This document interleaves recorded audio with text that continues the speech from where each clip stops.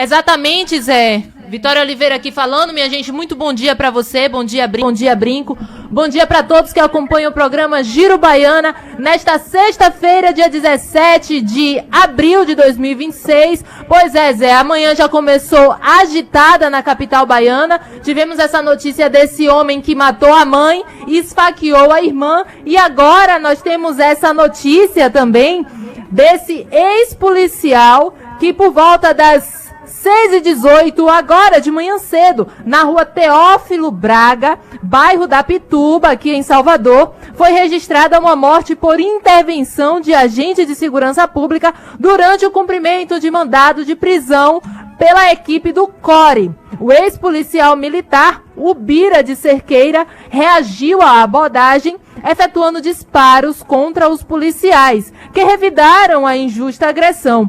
O resistente foi socorrido ao hospital e foi levado para o Hospital Geral do Estado, mas infelizmente, Zé, ele não resistiu aos ferimentos e acabou vindo a óbito, Zé. Nós estamos com a imagem na tela desse ex-policial que acabou revidando e sofreu aí os disparos e acabou morrendo, Brinco.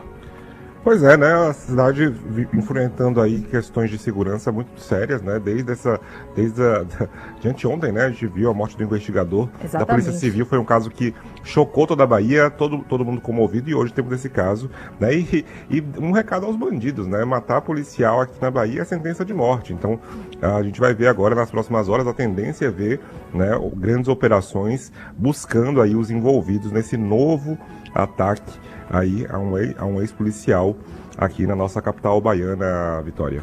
Exatamente, Brinco. Nós temos áudio, viu, Zé? A galera está participando. Você pode participar conosco através do 719-9976-8930, 719-9976-8930. Já nós vamos girar com os nossos repórteres que já estão postos nas ruas. Nós temos Gabriel Bacelar, Michael Douglas, Rafaela Calil. Já eles vão trazer mais informações direto da rua. Nós estamos com áudio, Zé. Vamos chamar o povo? Vamos chamar o povo. News Baiana FM, Joriel Correia na pista, ligado, ouvindo a melhor. Senhores produtores de TV, se forem levar o Zé Eduardo, vai manter o formato aí, vocês vão manter esse formato desse programa, né? Seu programa é show de bola, é a companhia perfeita para quem está na pista, mas também para assistir na Smart TV. Ontem eu consegui tirar uma folguinha depois de muito tempo e fiquei vendo o programa lá na Smart TV, mandando mensagem através do meu perfil Super Traça, né, para não ficar de fora aí da programação. Perfeito, inclusive ontem o doutor que foi convidado aí, foi muito massa, muito legal, Zé. A gente liga para fazer críticas, para falar um monte de coisa aí que a gente precisa falar, porque você dá voz a todo mundo. Mas hoje eu estou mandando a mensagem para dizer: seu programa está excelente. Quando for para a TV, não mude o formato. Aliás, seria um excelente programa para um sábado à tarde, ao invés de ficarem passando besterol na TV. Forte abraço, Zé Joriel Correia, aqui na pista, ligado. Fala, Zé Eduardo, bom dia Baiana, bom dia Bedils, bom dia bancada. Luiz Rio Vermelho, Zé Eduardo, esse país tá uma piada, viu, Zé Eduardo? Quer dizer que o senhor doutor Gilmar Mendes quer processar o senador por abuso de autoridade. Eles se acham acima do bem e do mal, né, Zé Eduardo? Brincadeira. Bom dia, eu sou aqui de Candeias. Eu tenho um filho que é uma criança especial, ele tem autismo. E já tem 2 meses que eu vou no CAPS pegar o remédio dele, o Respiridona, e nunca tem, não tem previsão de chegar. Aí eu queria que meu prefeito, né, desse essa providência aí dos remédios aí para as crianças que têm autismo. Porque não pode estar acontecendo essas coisas aí no CAPS, né? Isso é falta de respeito, falta de consideração com as crianças especial. Coloca a imagem aí, por favor. Bom dia, Zé. Aqui é Nandô de Caiazeira, Bocada Mata. Vem cá, Zé. João Roma tem medo de Rui Costa? Rapaz, o cara só fala em Rui Costa, irmão. Só fala em Rui Costa. Já tá com medo já, nem começou a eleição de direito, o cara já tá com medo. Pelo amor de Deus, rapaz. E só fala babaquice, viu, Zé Eduardo? Tamo junto aí, só alegria. Você apertou ele ontem, viu? Andou de Cajazeiras. José Eduardo. Eu abraço a todos vocês, já estamos no ar ao vivo. Meu Deus do céu, esse homem aí, isso foi agora pela manhã, é triste, né? Rapaz, eu jurei quando eu saí da televisão que eu nunca mais ia mostrar essa situação, mas foi hoje pela manhã, mais uma vez, repito, matéria nossa aqui do BNews. Esse homem sofreu um surto psicótico. Meu Deus, não tenho nem o que falar, eu vim com um editorial para falar sobre a sem-vergonhice do Vorcaro, mas depois eu faço, aí vocês fazem um corte aí. Mas como é que você pode amanhecer o dia com uma imagem dessa aí? Esse homem que você está vendo sentado aí, ele, pelo que eu li aqui, ele teria sofrido um surto psicótico e simplesmente matou a mãe e matou a irmã. A que se deve uma atrocidade dessa? Um filho matar a própria mãe e deu 3 facadas na irmã. Isso foi aqui, gente, no Pau Miúdo. Eu não vou, obviamente, mostrar essa imagem da irmã esfaqueada, dilacerada, porque não cabe nós mostrarmos mais isso aqui, e nem eu quero mais ter uma energia dessa para dentro da minha alma, sabe? É algo assim, foi no Pau Miúdo, na Guabiraba. Ele foi preso, não foi, Vitória? Esse homem foi levado, né? Foi levado para ser cuidado, sei lá, viu? Sem palavras para isso aí. O outro caso foi esse policial aí. Coloca as fotos desse policial militar. Esse ex-policial militar. Pode colocar a foto cheia dele aí na tela. Você conhece esse ex-policial militar aí, ó. Tá na tela para vocês. Foi no bairro da Pituba, aqui na Paulo VI, rua Teófilo Braga. Olhe o ex-policial militar. Olha as fotos que ele postava, né? Foi agora pela manhã, por volta das 6 horas da manhã. Esse homem que você está vendo aí no YouTube, ó, junto com a arma, ele está com a 765 na mão.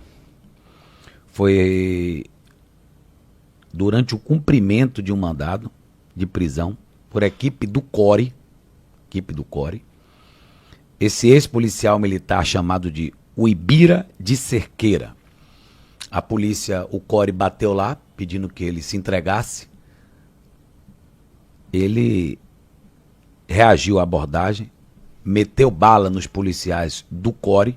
Nós estamos tentando entrar em contato com alguém da Polícia Civil para falar o que realmente aconteceu. E na troca de tiros, obviamente, esse ex-policial militar chamado... como é que é o nome dele, rapaz? Uibira de Cerqueira. Levou a pior. Óbvio que ia levar a pior. Óbvio. O ex-policial foi socorrido ao Hospital Geral do Estado, mas não resistiu aos ferimentos e veio a óbito. Tem mais fotos dele aí. Vai gerando fotos dele aí, que tem mais fotos que a gente baixou dele aí. Em outras posições, olha aí. Olha aí. É esse ex-policial. Imagine. Olha o tipo do ex-policial. Ele morava na Pituba. O histórico criminal dele. Porte ilegal de arma de fogo. Tá? O autor, em Novo Horizontino, em Feira de Santana. Objetos apreendidos com ele, arma de fogo. E aí tá, ó, ele era soldado da PM, 30ª BPM, primeiro pelotão de policiamento da 40ª CIPM, esse policial militar aí. Isso foi agora na rua Teófilo Braga. Infelizmente, a gente tem que falar de crimes terríveis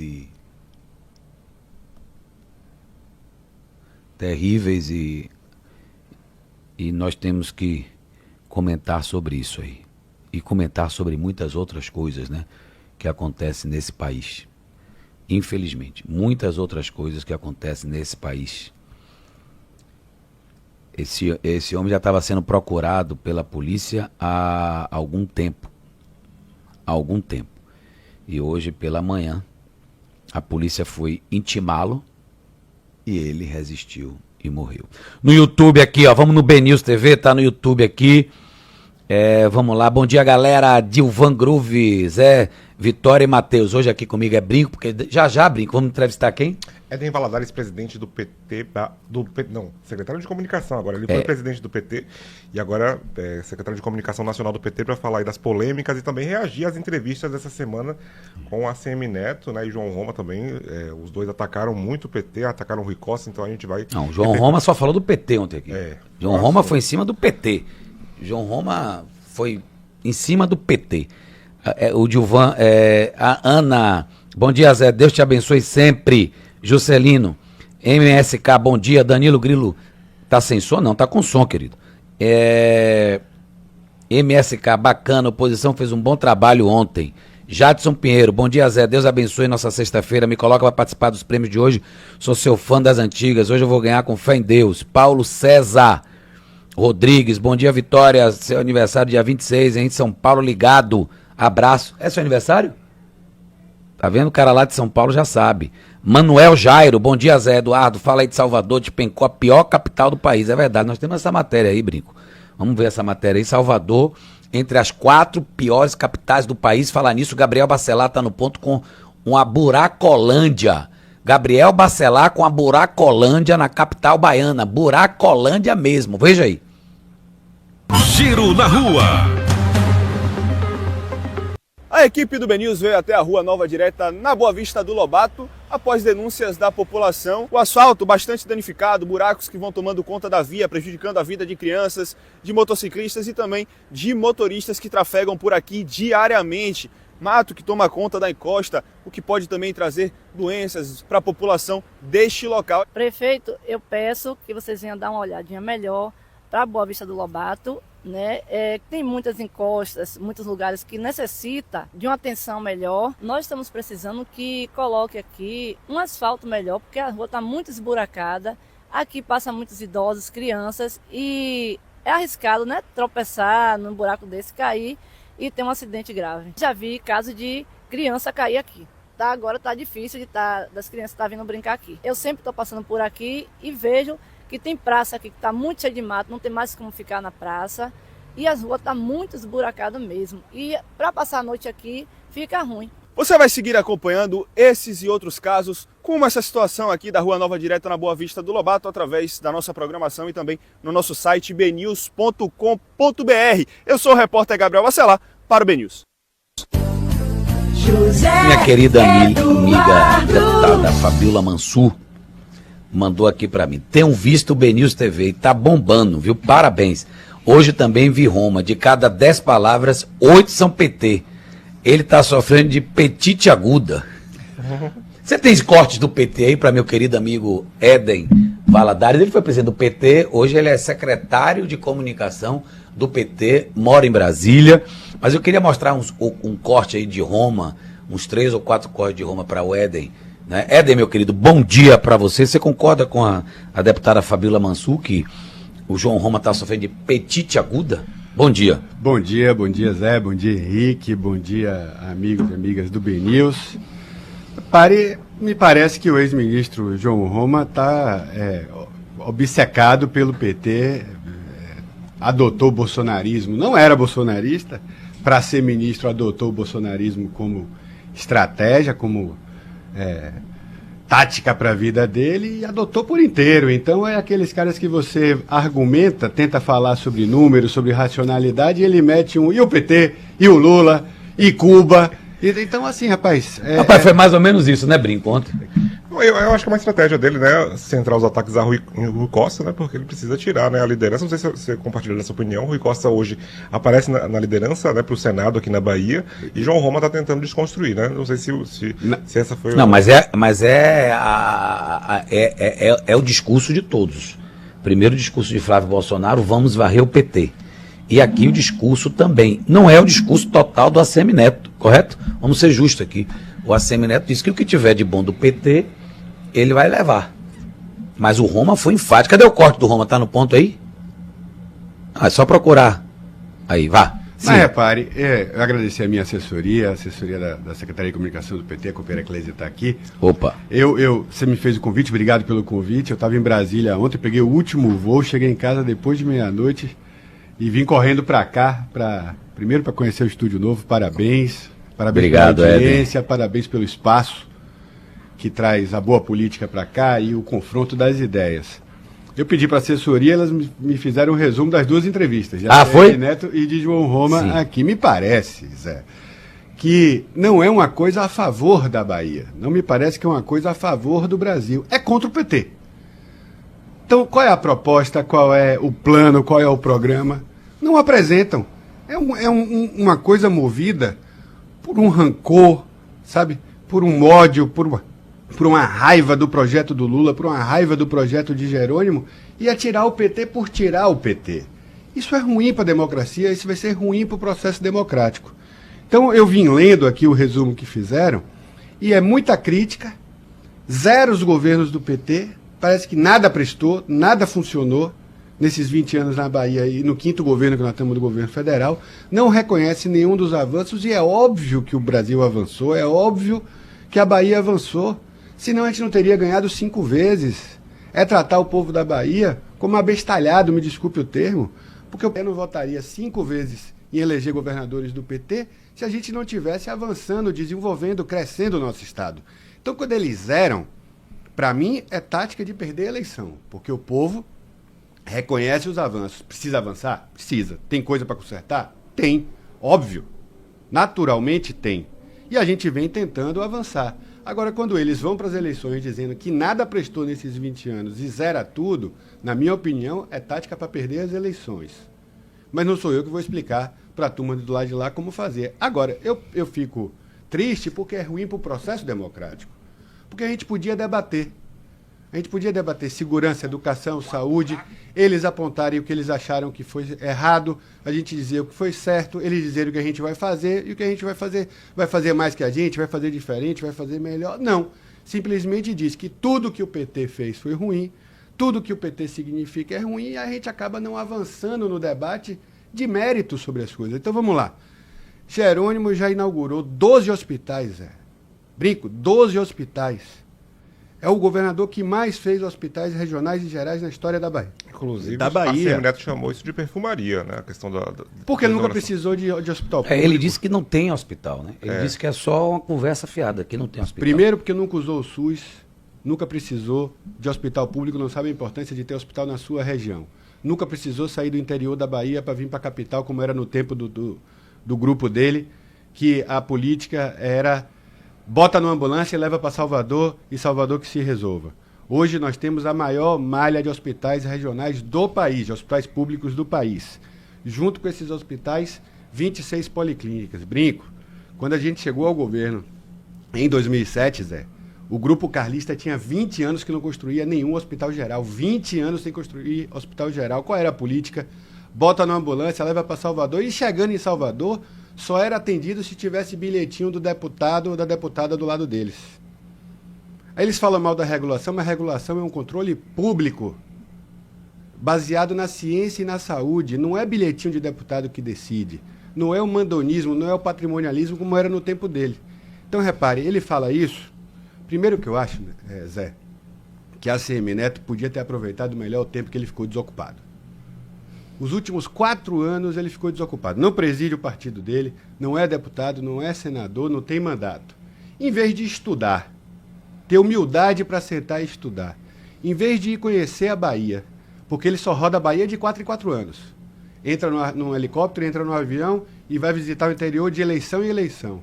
Podia ter aproveitado melhor o tempo livre, podia ter aproveitado melhor o tempo que ficou desocupado para ir conhecer, para ir rodar, pegar o carro e ir conhecer a Bahia, porque ele veria a importância das 26 policlínicas para quem precisa de um exame. Ele veria a importância que tem os hospitais regionais para quem mora nos territórios de identidade da Bahia. Ele veria a importância que tem 2.500 postos de saúde que nós construímos nos governos do PT. E ele veria a importância, Zé, na saúde, da gente ter oncologia e cardiologia perto das pessoas. A gente leva a saúde mais longe de Salvador para chegar mais perto das pessoas. Minha família é de Ribeira do Pombal, na Bahia. Lá, antes, no governo deles, ou a gente ia para Aracaju ou vinha para Salvador para fazer tratamento. Hoje não precisa, tem policlínica em Pombal, tem hospital funcionando em Pombal. Se ele tivesse humildade. Se não para visitar, porque ele não gosta de botar o pé no barro, que ele não gosta de visitar o sertão e suar com a gente com calor sertanejo, ele podia pelo menos ter dedicado o tempo dele para estudar. Agora, eu tenho um corte. Eu estou conversando com Éden Valadares, secretário nacional de comunicação do PT. Tá bom? Do PT. Éden, vamos ver o que o João Roma falou aí. Na sequência você responde. Vamos lá.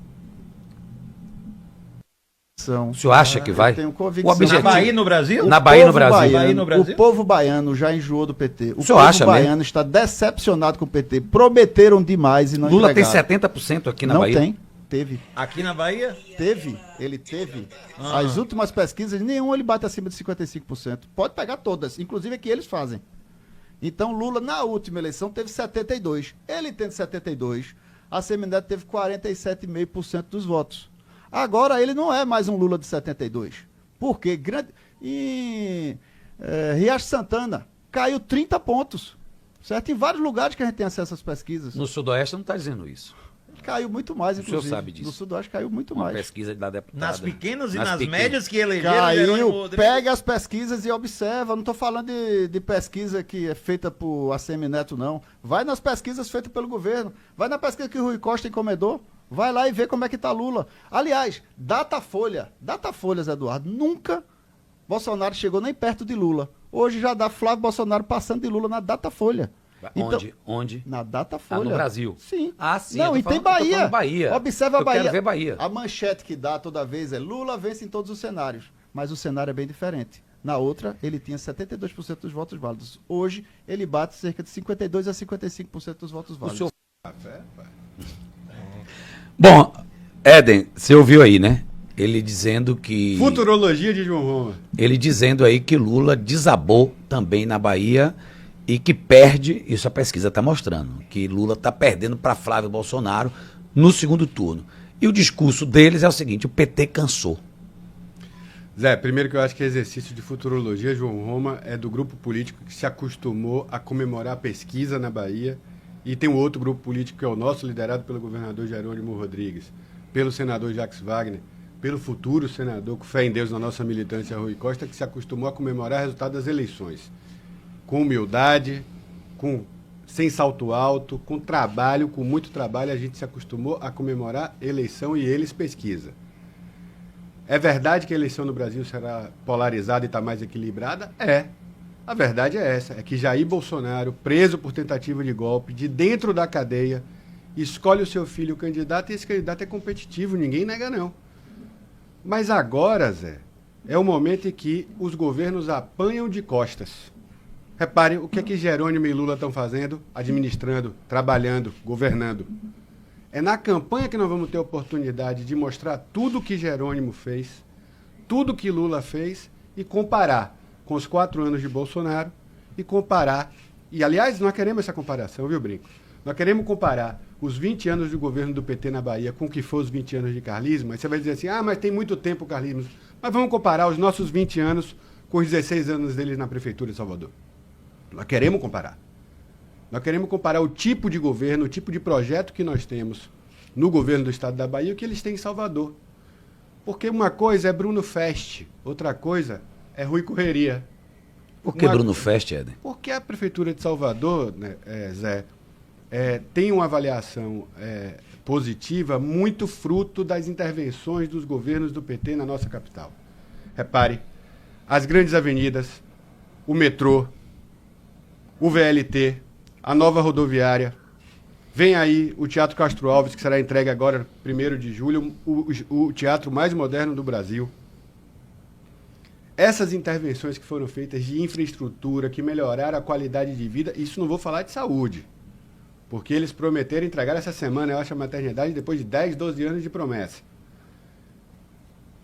Todas essas intervenções em infraestrutura, em saúde, na qualidade de vida do nosso povo de Salvador, foram grandes investimentos feitos pelo governo do estado e pelo governo federal, que a prefeitura acaba surfando. Mas o que eles fizeram planejado por eles, executado por eles, foi festa. E é bom que faça festa. Uma das coisas... Mas é só uma dimensão da nossa vida. Meu querido Éden Valadares, aqui no YouTube, já tá bombando o YouTube, vou ler tudo, viu? Mave Sampaio, 2170, diz: o PT derrotou o carlismo em 4 eleições consecutivas e nunca cuidou nem ficou atento para o ressentimento dos derrotados. Parece problema secundário, mas gera um ambiente de ódio até na administração. Isso é um eleitor de vocês, eu acho. Carlos Alberto diz aqui: bom dia, Zé. Eu assisti toda a entrevista de João Roma.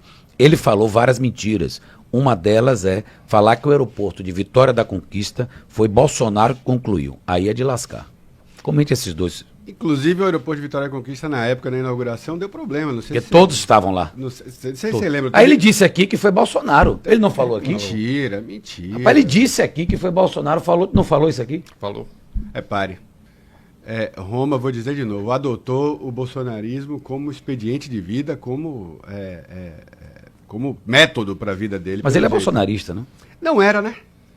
Não era. Virou para ser ministro. Ele era assessor, chefe de gabinete de ACM Neto. Era carlista, amigo, puxa-saco de Neto, rompe com o Neto, trai o grupo dele para virar ministro e aí vestiu o paletó de bolsonarista e, pelo jeito, virou bolsonarista por inteiro, a ponto de fazer da mentira e do fake news expediente.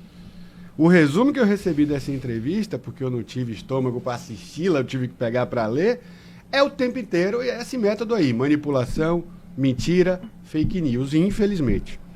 Sobre a outra pergunta do ressentimento, repare. O PT derrotou o carlismo em 4 eleições consecutivas e nunca cuidou nem ficou atento para o ressentimento dos derrotados, daqueles que perderam a eleição. Eu penso que é injusta essa avaliação, porque nós derrotamos o carlismo com Jacques Wagner, derrotamos o carlismo com o Rui Costa, derrotamos o carlismo com Jerônimo Rodrigues. Aliás, isso aqui é uma característica importante.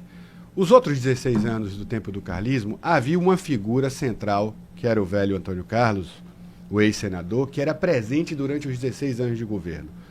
Vinha governador e vai governador, mas a liderança era a mesma que era Antônio Carlos Magalhães. E ali teve fadiga e teve cansaço porque ficou monolítico, era sempre aquela mesma liderança. Apesar da gente estar no 5º governo do PT, nós conseguimos construir ciclos diferentes. Wagner foi um ciclo, Rui Costa foi outro, Jerônimo abriu um 3º ciclo. Além de terem características diferentes, Wagner ser um cara do diálogo, da abertura democrática na Bahia, de tirar a Bahia do tempo do mandonismo, de diálogo com a oposição, de diálogo com o Tribunal de Justiça, com a imprensa, sabe, com os prefeitos. Foi um momento de abertura democrática. Rui já significou um outro ciclo, o ciclo da entrega, da obra, da ponte, da estrada, do hospital. E Jerônimo agora é um 3º ciclo, que é uma Bahia mais moderna com a chegada da BYD, que cuida de gente fazendo ainda hospitais, fazendo escola de tempo integral, mas não perde a dimensão do desenvolvimento e da parceria com o presidente Lula. Ele consegue, na relação que tem com o presidente Lula, trazer muita coisa para a Bahia. Já vou falar do PAC já, mas é um cara muito presente, é um cara que está levando o governo do Estado aos povoados, aos distritos, à comunidade rural, ao conjunto da sociedade baiana. Então são 3 características diferentes dos personagens, dos governadores, mas 3 ciclos diferentes de desenvolvimento. Por isso que não houve cansaço. Por isso que a tese do cansaço, se eles apostarem nisso, na minha opinião, vão perder também. Porque a gente abriu um 3º ciclo. Zé, o que Jerônimo faz na educação do Estado da Bahia, desde que era secretário, é revolucionário, eu não estou exagerando. A gente teve 3 grandes ciclos de revolução na infraestrutura escolar da Bahia. Quem é um pouquinho mais velho do que eu vai lembrar. O primeiro foi o processo dos colégios polivalentes. Ali significou uma revolução na infraestrutura das escolas, um tipo novo de escola. Depois, com o carlismo, a tentativa do Colégio Modelo Luiz Eduardo Magalhães. Lembram dos colégios modelos? Sim, lógico. Um outro modelo, uma outra revolução, uma outra infraestrutura escolar. Fizeram 20, 25, não sei quantos. Agora, com as escolas de tempo integral, vocês conhecem as escolas? Sim. As escolas de tempo integral no interior da Bahia são melhores do que as colégios particulares, tem uma infraestrutura muito melhor. Oportuniza para o estudante pobre da escola pública ter teatro, laboratório, quadra poliesportiva. Mas eles dizem piscina. Que isso é que não tem professor, que as escolas estão lá. Ele falou aqui. Não foi? De novo, zera, porque não conhece. de novo, eles poderiam estudar mais ou ter ido lá visitar, ter humildade de ir lá. É uma revolução na infraestrutura escolar. E qual é a diferença? É que Jerônimo, por ser alguém da roça, por ser alguém de Aiquara, da beira do Rio de Contas, ele sabe a necessidade de levar isso para a Bahia inteira, Zé. E isso está chegando, ao contrário do que foi o Polivalente, ao contrário do que foi o Colégio Modelo, está chegando nos 27 territórios. Está chegando nos 4 cantos da Bahia. Então essa escola de tempo integral, esse shopping da educação, como chamam, essa revolução na infraestrutura escolar não ficou restrita às grandes cidades da Bahia ou aos polos regionais baianos. Jerônimo está levando isso, desde que era secretário de Estado e agora como governador, com muito mais força, para todo mundo. A ideia é universalizar.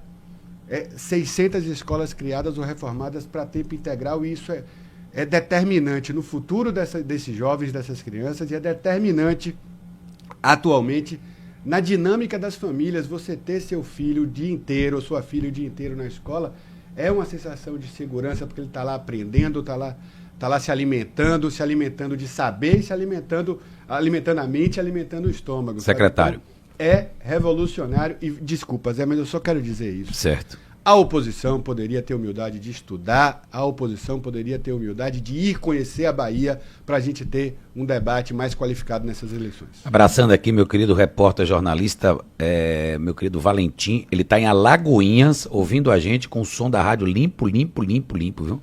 Em Alagoinhas. Obrigado, Valentim. Henrique Brinco. Aliás, temos outro corte aqui para o secretário nacional de comunicação, Éden Valadares, comentar. Coloca aí mais uma vez o Roma. Vamos lá, depois tem a Semineto para ele comentar. Vamos lá. Vamos lá, o aeroporto de Conquista. Quem fez tudo foi o Estado, com o governo federal. Que o Estado com o dinheiro do governo federal? Não foi? Me deu dinheiro que eu faço a obra da sua casa, meu filho. E porque todo o PL... Como é que é isso? Quem faz a obra é quem paga a conta, Pronto, Zé mas Eduardo. porque todo o PL estava na foto de inauguração lá do... Tava lá porque foi Bolsonaro que foi inaugurar o aeroporto Glauber Mas Rocha. quem fez o aeroporto? Vitória da Conquista. Quem fez o aeroporto? Governo federal. Quem é o governo federal? Quem era o governo federal? Bolsonaro. Não, foi Lula que construiu. Ah, pelo amor não de foi? Deus. Qual foi a última vez? Eu tô errado? Tá errado. Não foi governo Lula? Não, senhor. Certo. Bolsonaro. Eu estava lá no dia da inauguração. Não, a inauguração Zé todos Ronaldo. estavam lá. Todos Mas é isso que eu lá. estou dizendo. Segundo, vamos lá. Segundo o Rui Costa Tem uma aqui, cronologia de obra. foi um oportunismo. Tem uma cronologia de... oportunismo? Oportunismo é ele chegar em Feira de Santana, depois de eu ter conseguido o recurso com o Tarcísio de Freitas, a gente avançar em toda a duplicação do eixo oeste, lá em Feira de Santana, aparecer ele lá com o Lula da Silva dizendo estamos ajudando Feira de Santana, pessoal. Cara pálida, por favor. Certo? Vai lá em Santanópolis, lá na 324. Quem fez aquele arco rodoviário que desde o começo eu acompanhei com o ministro Tarcísio, acompanhei com o ministro Marcelo, e está lá hoje uma obra que destrava tudo aquilo ali. Quem fez aquela duplicação foi no governo anterior, certo? O governo Bolsonaro, a última inauguração que teve de duplicação da BR-101, pessoal, que diga-se de passagem, Zé Eduardo, a BR-101 já está duplicada em quase todo o território nacional, menos na Bahia, que tem 20 anos de PT, e desses 20 anos, 16 dos governos aliados em Brasília. Então, por que a Bahia, certo? Com esse pessoal, como o Rui, né, grosseria, certo? Não consegue reverter esse poder político todo, tantos cargos, tantas benesses que esse pessoal gasta, certo? Ontem Éden Valadares, você viu aí. Palavras do João Roma. Quem inaugurou e quem fez o aeroporto de Vitória da Conquista foi Bolsonaro. Pois é. Mentira em cima de mentira, e a cara nem arde, né, cara? O cara nem fica vermelho pra mentir desse jeito. A cara nem arde, infelizmente. É mentira. Não sei se vocês se recordam, essa inauguração teve uma polêmica porque eles tentaram pongar no que foi feito pelo governo do Estado e pelo governo Lula. Se anteciparam, trouxeram o presidente da República para tentar cortar a faixa ali e tal, e dizer que foram eles, pongando na obra dos outros. A verdade, rapaz, é que se tem uma coisa que Bolsonaro fez o que prometeu, foi essa coisa quando ele disse que ele não veio para construir, ele veio para destruir. Isso ele passou 4 anos tentando fazer. Destruir as conquistas dos governos do PT, destruir as conquistas do povo brasileiro, perseguir o cinturão de proteção social que a gente construiu no Brasil. E quando eu digo a gente, Brinco, não foi só o PT. Porque parte desse cinturão de proteção social foi construído nos governos Fernando Henrique, e nós não temos problema nenhum de admitir isso, que o Brasil andou para frente. Quem criou o Bolsa Escola? Fernando Henrique Cardoso. Lembra? Sim. Lembra? Sim, grosso O Lula chegou e conseguiu criar mais programas, juntar tudo, dar racionalidade e construir o Bolsa Família e tal, e ir juntando isso, e para receber o Bolsa Família precisava estar na escola, enfim, construindo um cinturão de proteção social. Aí veio mais médicos, aí veio farmácia popular, e veio toda uma engenharia, eu vou chamar assim, social em torno disso. Conquistas do povo brasileiro a partir dos governos do PSDB, a partir dos governos do PT. O que é que Bolsonaro faz? Tenta destruir tudo isso. E aí, João Roma, de novo, adota essa estratégia da mentira deslavada, que a cara nem arde, e tenta pongar nas obras. Nós fizemos 5 universidades federais na Bahia. O carlismo dizia que era amigo do governo federal, que Antônio Carlos tinha moral lá em Brasília. A Bahia viveu quase um século só com uma universidade federal. Uma única universidade federal. Nós, o governo do PT, na parceria com o Jacques Wagner, com o Luiz Inácio Lula da Silva, com o Dilma Rousseff, com o Rui Costa, criamos novas universidades federais e levamos isso para o conjunto da Bahia. Não precisa mais sair de Juazeiro para vir estudar na UFBA. Não precisa sair de Barreiras para vir para a UFBA. Não precisa sair de Porto Seguro, de Teixeira ou de Ilhéus. Nós temos universidade federal espalhada no nosso estado em Vitória da Conquista.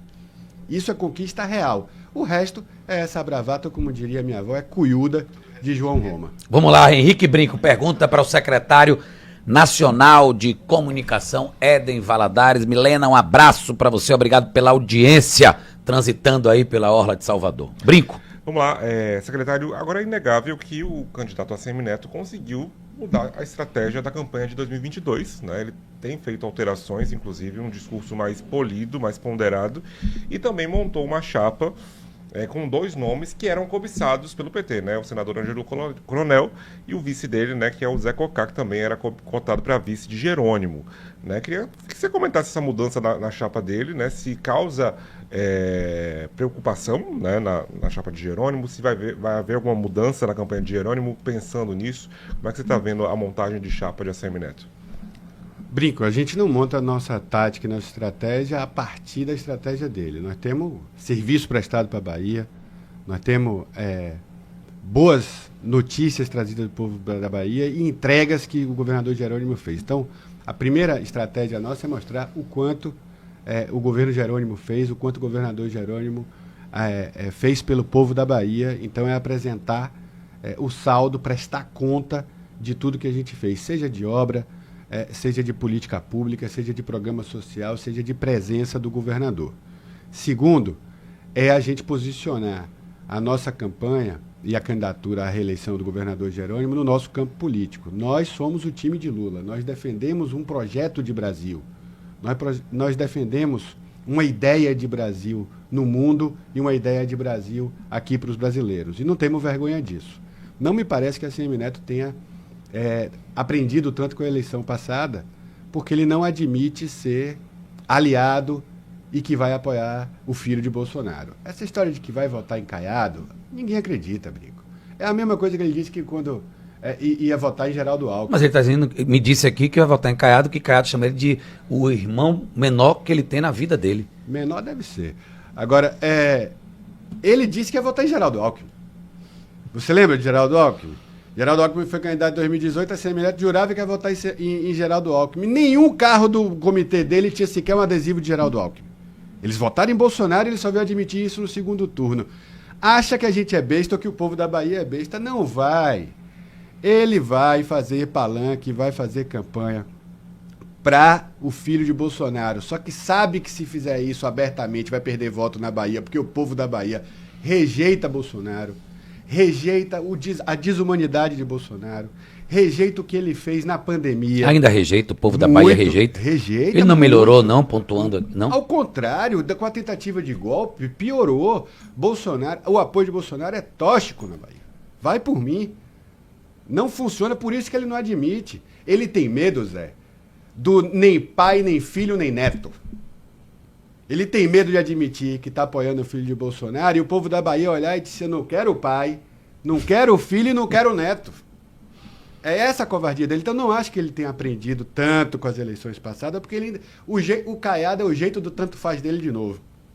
Mas, na verdade, ele fará o apoio ao filho de Bolsonaro, que de dentro da cadeia tenta eleger seu filho. A eleição nacional é isso.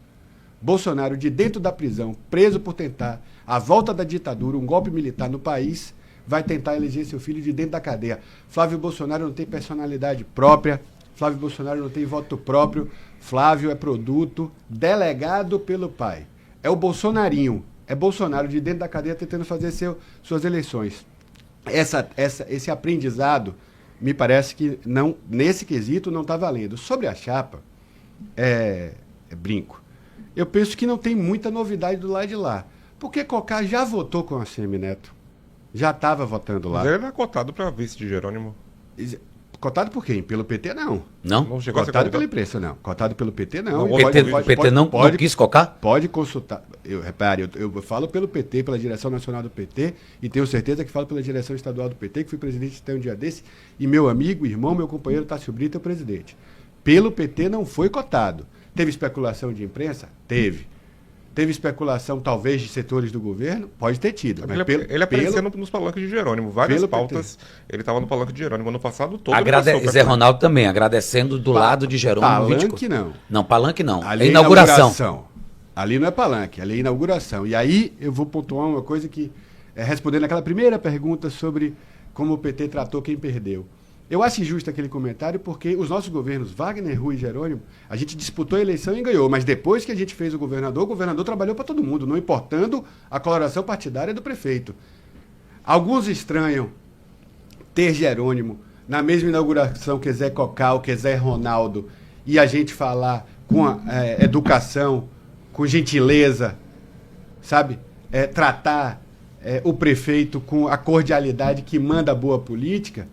Isso para nós é natural. A gente não faz política olhando a coloração do prefeito. O prefeito está eleito, o povo quis, vamos embora, a gente vai trabalhar pelo povo. Todos os nossos governadores, gente, quem botou o metrô de Salvador para andar foi Jacques Wagner. Durante o governo do PT, o prefeito era Semineto. Se dependesse de Neto, não tinha nem capacidade de botar para andar. Ele explicou aqui, não foi? Fomos nós que consertamos. Ele falou, né, quando assumiu, ele passou a responsabilidade. Nós que botamos para andar. E o que é que Jacques Wagner fez? Pegou a Semineto a tiracolo, levou para Brasília e levou para bater foto com a Dilma. Ninguém esquece disso. Zero problema, ele tinha sido eleito pelo povo. A gente tinha outra candidatura, perdemos no segundo turno, o prefeito é ele, vamos tocar. Nunca perseguimos cidade nenhuma, nunca perseguimos prefeito nenhum. Então, eu discordo daquela tese. Mas dizendo a você de novo sobre a chapa, Zé Cocá já estava do lado de lá, não votou com o Jerônimo, não vai votar de novo. Zé Ronaldo não votou com o Jerônimo, não vai votar de novo. O que ele tem de novidade é o senador Ângelo Coronel, que rompeu conosco, aliás, já vinha rompendo durante o mandato. E disse que quer um debate com o Rui Costa. Ontem ele no hospital. Não aguenta, não. Ele disse que quer um debate com o Rui Costa para mostrar e falar sobre hospitais. Não aguenta, não. Não aguenta um round, como eu diria, não aguenta um bloco, não aguenta não. A não ser que apele para mentira, a não ser que apele para zerar, a não ser que apele... Se sair da racionalidade e for para o campo da emoção. Ele era um bom aliado do PT, Coronel? Cara, eu não gosto de ficar falando mal de quem era meu amigo até ontem. Mas eu penso que ele veio se afastando durante o mandato até pela postura que teve nas votações. Ele trabalhou para Jerônimo nas últimas eleições, Éden? Nas eleições de Jerônimo? Sim. 2022 ele trabalhou? Menos do que os filhos. Os filhos trabalharam mais que ele, me parece que ele ficou um pouquinho mais afastado. Mas repare, eu não quero falar mal dele, porque ele tomou a decisão dele e foi pro lado de lá. Mas a que você atribui esse afastamento? Ele foi para lá, Brinco, mas foi sozinho. Ele não foi com partido, ele não levou o partido, ele não levou tempo de TV, ele não levou uma grande estrutura de prefeitos. Os prefeitos não foram com ele? Todos não. Todos não. Porque a turma estava com ele, porque estava do nosso lado, porque quer jogar no time de Lula, quer jogar no time de Jerônimo. Pode ter relação pessoal com ele? Pode, mas aí o senador talvez tenha eu quero dizer assim, uma dificuldade de entender que tem a dimensão política, pública das eleições e a dimensão familiar de amizade. Às vezes a gente confunde, né? De que porque eu sou amigo, o cara tem que me acompanhar. Tem gente que vai continuar amigo dele, tem prefeito e prefeita que vai continuar amigo, querendo o bem de Ângelo Coronel, mas que não vai acompanhar ele nas eleições. Ao vivo aqui, o secretário nacional de comunicação do PT, Éden Valadares. Agora vamos ver o que é que o ACM Neto falou do PT. Coloca aí o ACM Neto. E para mim essa é a marca principal do fracasso de Jerônimo. Segurança pública? Segurança pública. Mas houve uma redução de 22%, eles mostraram aqui. A perda da liberdade. Bom, pergunta às pessoas se elas se sentem assim. Eu estava vendo outro dia ontem, aliás, um dado, que no mês de março, e não é no mês de março de 2025, de 24 ou de 2010, não. No mês de março de 2026, portanto, mês passado, 9 adolescentes foram baleados em Salvador e na região metropolitana. 9. Desses 9, 7 morreram. Imagine a vida dessas famílias. Eu, às vezes, me pergunto, será que Jerônimo não tem empatia? A capacidade de se colocar no lugar da mãe ou de um pai, normalmente que são pessoas pobres, né? Que tem o seu filho alvejado por uma bala e que é obrigado a enterrar seu filho. Outro dado absurdo, a Bahia é um dos estados do Brasil que as crianças e jovens estão deixando de ir para a escola por conta da violência. Então é uma inversão completa. O Estado tem que ter autoridade para dar segurança à família, segurança no ambiente escolar, garantir o direito de ir e vir. E, pelo amor de Deus, não são dados, não são estatísticas, são os fatos, é a realidade. Os baianos mudaram o hábito de vida. Da mesma forma que o jovem está deixando de ir para a escola, tem muita gente no bairro que não pode usar uma cor de roupa, que não pode fazer um gesto, que não pode ter uma tatuagem. Por quê? Porque o chefe do tráfico, o chefe do crime organizado, que está ali na ponta, é quem manda no território.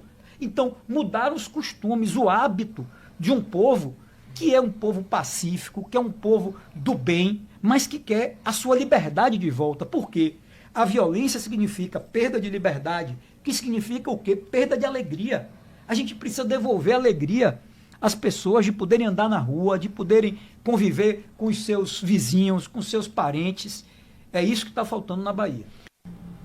Bom, a Éden Valadares fala sobre isso porque o discurso que eu estou vendo deles contra o PT vai ser em cima da violência do Estado. E segundo João Roma aqui, que eu particularmente não concordo, ele disse que a Bahia é mais violenta que São Paulo e Rio de Janeiro. Me perdoe, eu não concordo. Fica à vontade. Festival de fake news, pelo jeito, a entrevista de João Roma. Festival de fake news. Deixa eu responder a Semineto. Primeiro, eu quero dizer que a segurança, a sensação de segurança, o problema da segurança pública, a questão da segurança pública é algo que é sério, que mexe com todo brasileiro e toda brasileira, é uma preocupação constante do nosso partido, nacionalmente e em todos os estados. Esse é um assunto sensível, um problema grave da sociedade brasileira. Nós temos índices de violência e de homicídios muito elevados, muito grandes, historicamente, brinco. Infelizmente, no nosso país, o valor da vida me parece relativamente muito baixo, sabe? No Brasil, mata-se por qualquer coisa, por briga de torcida de futebol, por discussão nos bares. Então, assim, historicamente, secularmente, a gente tem um problema com relação à letalidade do nosso país. Estamos vivendo um momento de ódio. Hoje mesmo a gente mostrou aqui, secretário Éden, do PT. Eu ouvi na rádio, Zé. Inacreditável. Inacreditável. O filho matou a mãe e matou a irmã. Inacreditável. Depois um ex-policial militar, sei lá do que era envolvido ou não, reagiu à intimação da Polícia Civil, trocou tiro e morreu. Nós estamos vivendo um momento de ódio. Por que esse sentimento?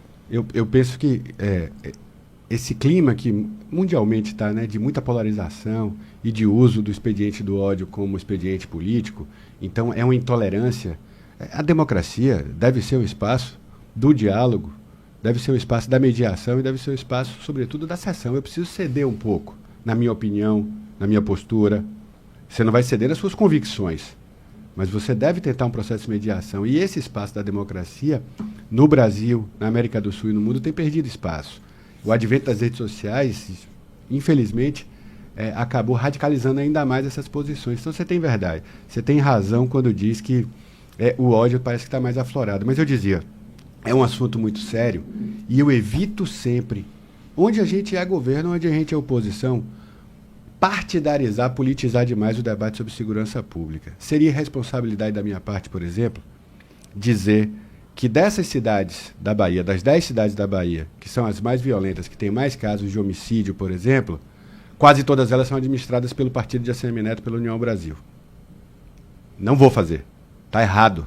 É uma questão que transcende os partidos. É uma questão que necessita de um pacto municipal, estadual e nacional contra o crime, pela paz, pela segurança. Então, me surpreende negativamente quando ele faz desse tema um tema político, partidário nesse sentido, e quando ele ainda reivindica essa questão da autoridade. Ele falou ali, o que falta na Bahia é a autoridade.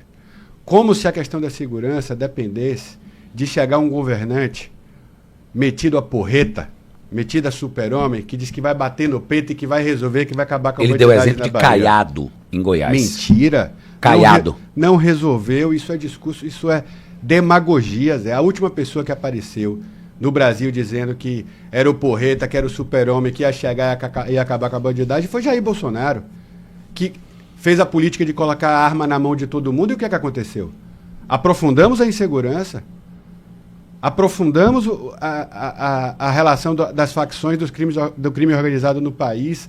Não existe solução mágica, não existe essa história de eu sou o retado e vou resolver. Dá para resgatar, e eu vou colocar nas nossas redes sociais, nas minhas redes sociais, pode ir lá, Semineto, candidato a prefeito, dizendo que era o porreta, que ia criar uma guarda municipal, que ia fazer isso e aquilo, e que ele, como prefeito, ia melhorar a segurança pública de Salvador, e hoje Salvador é a 4ª pior do país.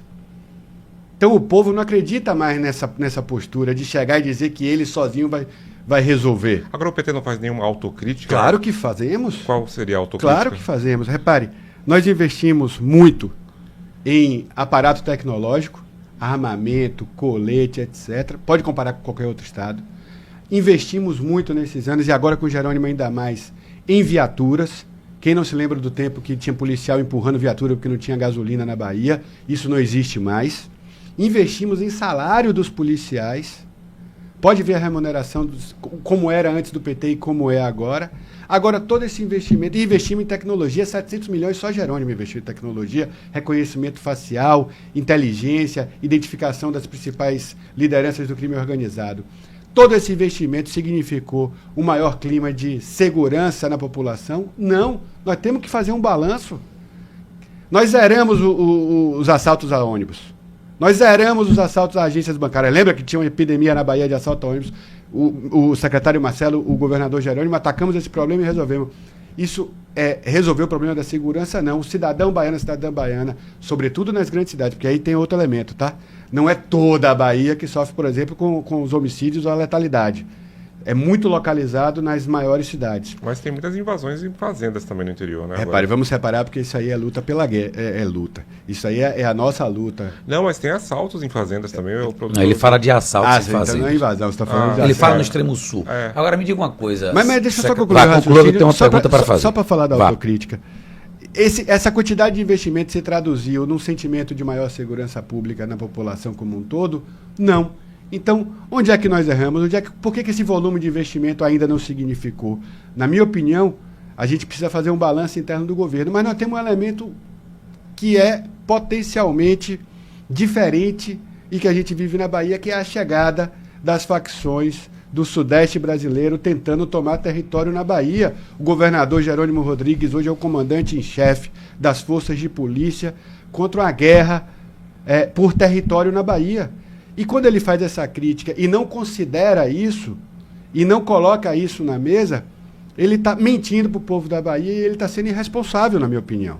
Porque não tem governador que chegue e diz que vou acabar com isso, vou bater no peito e vou resolver. Isso é destratar o trabalho da Polícia Civil, é destratar o trabalho da Polícia Militar, é destratar o trabalho da Polícia Técnica na Bahia, das Forças de Segurança da Bahia. Nós vivemos uma tentativa de tomada do território por facções criminosas e a sociedade baiana está reagindo sob a liderança do governador Jerônimo Rodrigues. Agora, secretário Éden Valadares, do PT, existe sim uma... Você não vai falar de Bahia e Vitória hoje comigo? Depois, mais tarde. Mais tarde. Temos conversando, a conversa está boa, está ótima, inclusive no YouTube aqui. Mas, secretário, me diga uma coisa. Nós estamos vendo aí aumentos astronômicos no preço da carne, do feijão, do arroz. Pesquisa essa feita diz que 70% dos brasileiros eles estão endividados. O brasileiro não aguenta mais pagar gasolina de R$ 8,90, carne de 70. As pessoas estão procurando, eu estou vendo classe A, B, fazendo cotação de mercadinhos para ter o que comer, para ver onde é que está mais barato. Isso aí não é culpa do governo Lula? Culpa é um termo forte.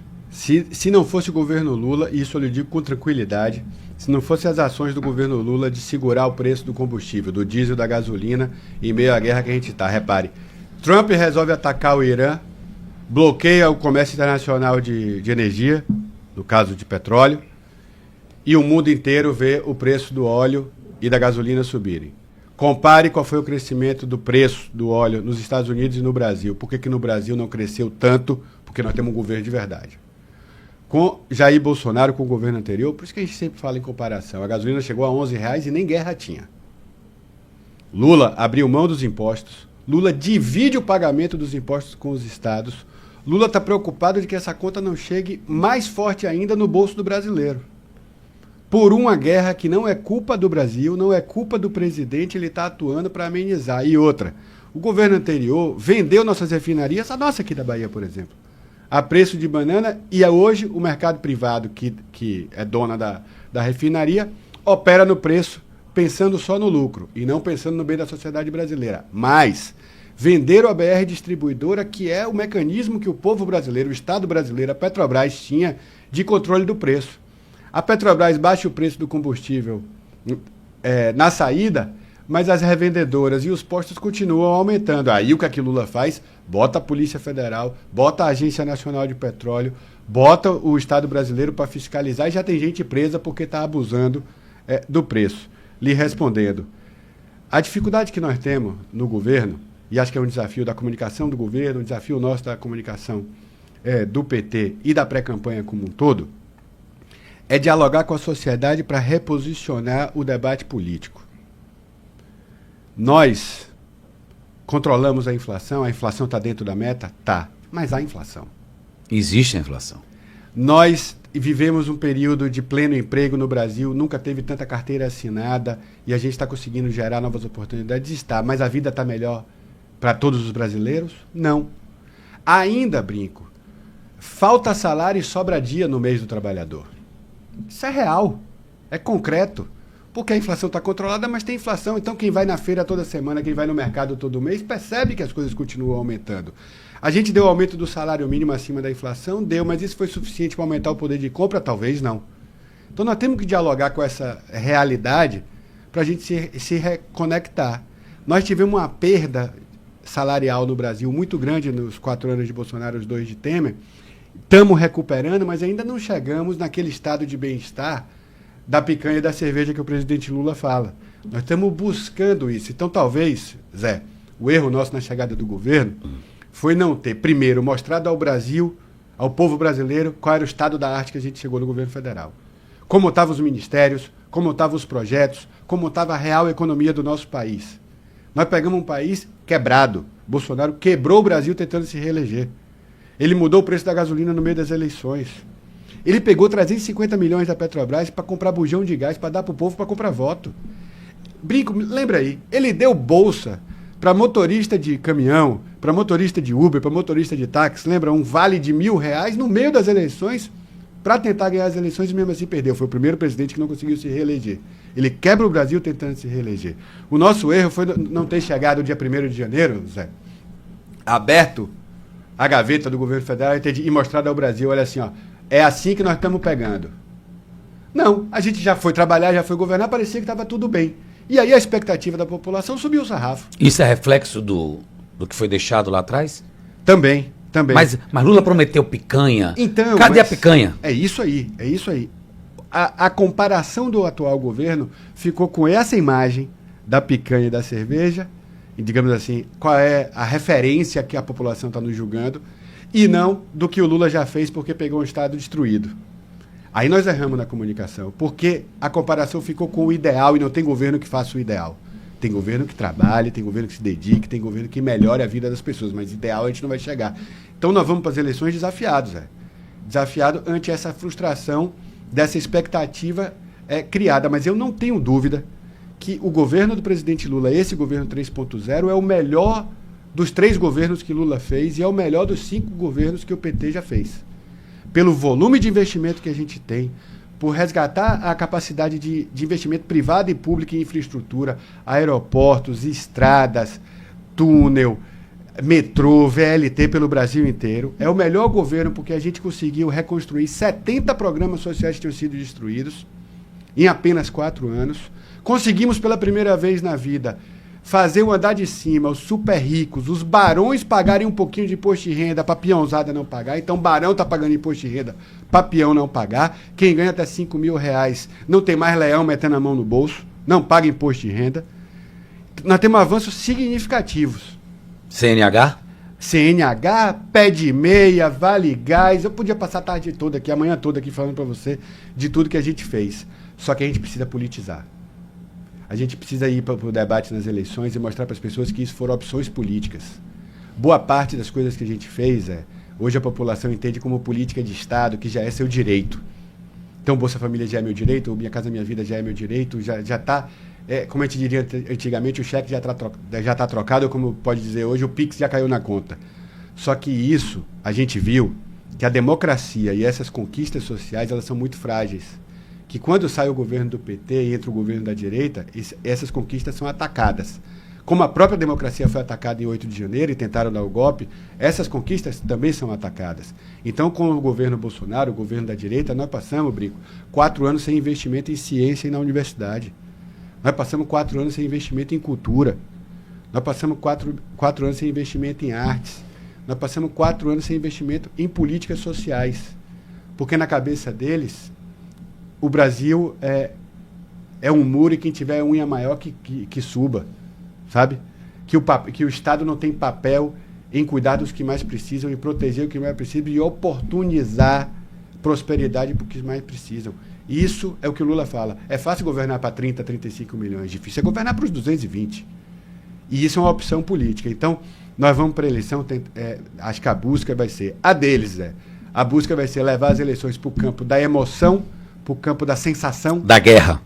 E da guerra híbrida, eu vou chamar Briga assim. abaixo da cintura. Total, muita mentira, muita fake news. Aliás, as eleições no Brasil estão desafiadas. Nós temos dialogado com o Tribunal Superior Eleitoral sobre isso. Nós temos uma preocupação com relação à integridade das eleições ante a chuva, o arsenal industrial do gabinete do ódio e da construção de narrativas mentirosas, as famosas fake news, mentiras, mas nós estamos preocupados, eu brinco, com a manipulação da inteligência artificial. Hoje o cidadão, a cidadã, o eleitor, a eleitora, se não tiver uma máscara avisando que aquele conteúdo foi construído por inteligência artificial, confunde, inclusive a nós aqui, jornalistas, dirigentes políticos que acompanham a política e são razoavelmente esclarecidos. Imagina o eleitor, a eleitora comum. Você vê um vídeo e não sabe se aquele personagem é de verdade ou não, se aquilo é real ou não. Isso desafia a integridade das eleições. Então, nós vamos para a eleição em que eles vão tentar buscar para isso, para manipulação, para desinformação, para mentira, e nós vamos tentar buscar para o campo da comparação, da racionalidade. Agora, o senador Flávio Bolsonaro, ele me parece ser mais ponderado do que o próprio pai, né? O Jair Bolsonaro, é uma figura muito caricata, né? E o Eduardo Bolsonaro também seria uma figura caricata se fosse candidato à presidência. O Flávio Bolsonaro não. Ele consegue adaptar o discurso dele, inclusive até votou a favor da PL da misoginia, né? E tem feito acenos a pautas mais alinhadas à esquerda, vamos dizer assim, né? Ele não é um candidato perigoso para o presidente Lula nesse ano, não? Eu diria que esse filho de Bolsonaro é o mais malandro deles. Joga em todos os campos. É o mais LGBTQ+, religião. Isso é demagogia. Tá tudo legal. É demagogia. Mas você tá vendo que ele tá indo por esse caminho, Mas né? é demagogia. Isso aí é uma postura provavelmente pensada dentro do... Você acha que quando chega lá muda tudo? Radicaliza ao extremo. Repare, esse cara de verdade é esse que está aqui agora, nesse mês, se apresentando assim como moderado, ou é a vida dele toda? Vamos comparar o que foi ele, a vida inteira dele toda, o que foi o mandato dele, a trajetória dele. Isso aí é um personagem produto de marketing, produto da publicidade, da pré-campanha. Porque, inclusive, Jacques Wagner falou aqui, né? Que aconselha o Flávio Bolsonaro, né? Que eles têm um bom diálogo em Brasília. O Jacques Wagner, inclusive, falou isso. Repare, isso aí é produto da campanha.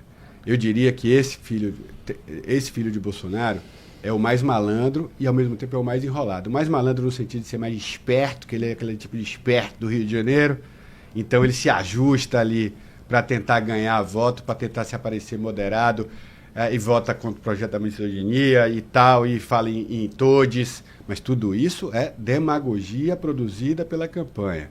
Nós vamos apresentar Flávio por Flávio. Nós vamos apresentar com fatos, com realidade, quem é esse personagem, quem é esse filho de Bolsonaro. Tem o filho de Bolsonaro mais desequilibrado, que é vereador do Rio de Janeiro. Tem o filho de Bolsonaro que é mais radicalizado, esse que está... Eduardo, lá de cima. É fugitivo da justiça, está lá. Esse não vem para presidente, né? Nos Estados Unidos. Tem o mais novinho, que é vereador, acho que em Santa Catarina. E tem um malandro. E tem um enrolado. Esse é o que é o candidato. Esse é o que fez homenagens e colocou no seu gabinete a milícia do Rio de Janeiro. Esse é o que, quando era deputado estadual, lavou dinheiro numa loja de chocolate. Esse é o corrupto. Esse é o que comprou, Zé, uma mansão em Brasília.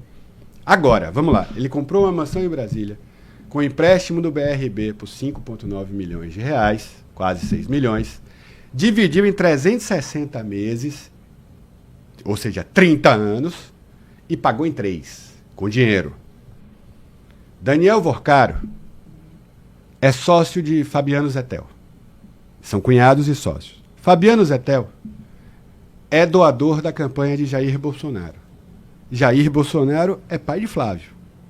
Flávio tomou empréstimo no BRB para comprar essa mansão, quando o presidente era esse Paulo Henrique, que foi preso ontem. Paulo Henrique, preso ontem, estava no esquema de propina de Daniel Vorcaro. As cartas estão aí, brinco, na mesa. A sociedade vai juntar. Vou insistir. Essas posições novas do filho de Bolsonaro são produtos de marketing para aparecer moderado, para ele ter uma imagem mais equilibrada. Mas do nós ponto vamos de vista de comunicação, apresentar do ponto de vista de comunicação dele. não causa um problema maior, não? Não, porque nós vamos mostrar a verdade, o povo sabe identificar a verdade.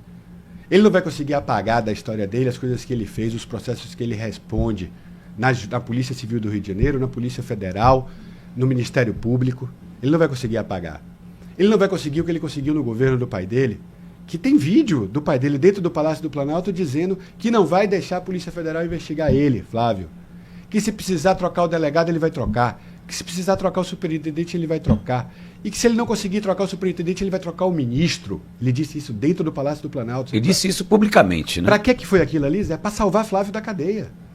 Aquela fala ali é para dizer assim, não vou deixar meu filho ser julgado e preso pela malandragem dele e vou usar do poder que eu tenho como presidente. E tirou o superintendente da polícia. Ele mexeu. E não deixou.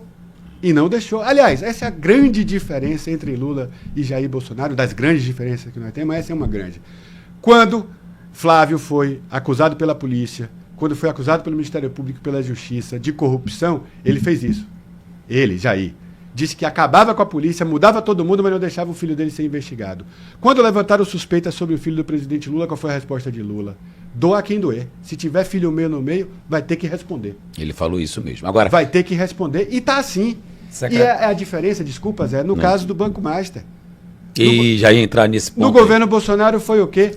Ninguém fala nada, não investiga, solta dinheiro e vai embora. Precisou chegar o presidente Lula e o cara vai no Palácio do Planalto pedir favor a Lula. Mas é isso que João Roma disse aqui, quem teve trancado com... Trancado não, tinha 8 pessoas na reunião. Mas o João Roma disse aqui que você... Chuva de cuiuda, chuva de mentira. Que Lula teve com ele trancado e teve uma agenda marcada com o Vorcaro. Qual era o interesse de uma agenda com o Vorcaro? A agenda, o presidente Lula, o presidente do Banco Central, o ministro da Casa Civil...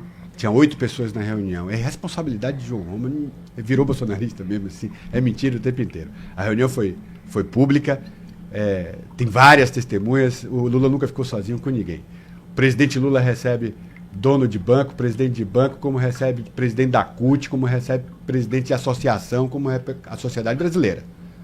Foi Guido Mantega que teria levado ele lá. Como já levou o presidente do Itaú, como já levou o presidente do Banco do Brasil, como já levou o presidente Mas do disse Safra. que o Lula não ficou satisfeito muito com o Guido Mantega depois que soube que o Vorcaro era o maior corrupto do país. O senhor não soube disso? Aí já é especulação, eu não sei. Vá. O que eu sei é que o Lula vira para Vorcaro e diz, amigo, aqui não tem nem favor nem perseguição. Procure o Banco Central.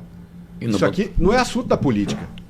Isso aqui é assunto do Banco Central. E vira para o presidente do Banco Central e diz, não persiga, nem ajude ninguém. Trate todo mundo dentro da lei. E assim foi feito. E dentro da lei o banco foi liquidado. E dentro da lei, 2 ex-diretores do Banco Central do tempo de Bolsonaro foram presos e estão com tornozeleira.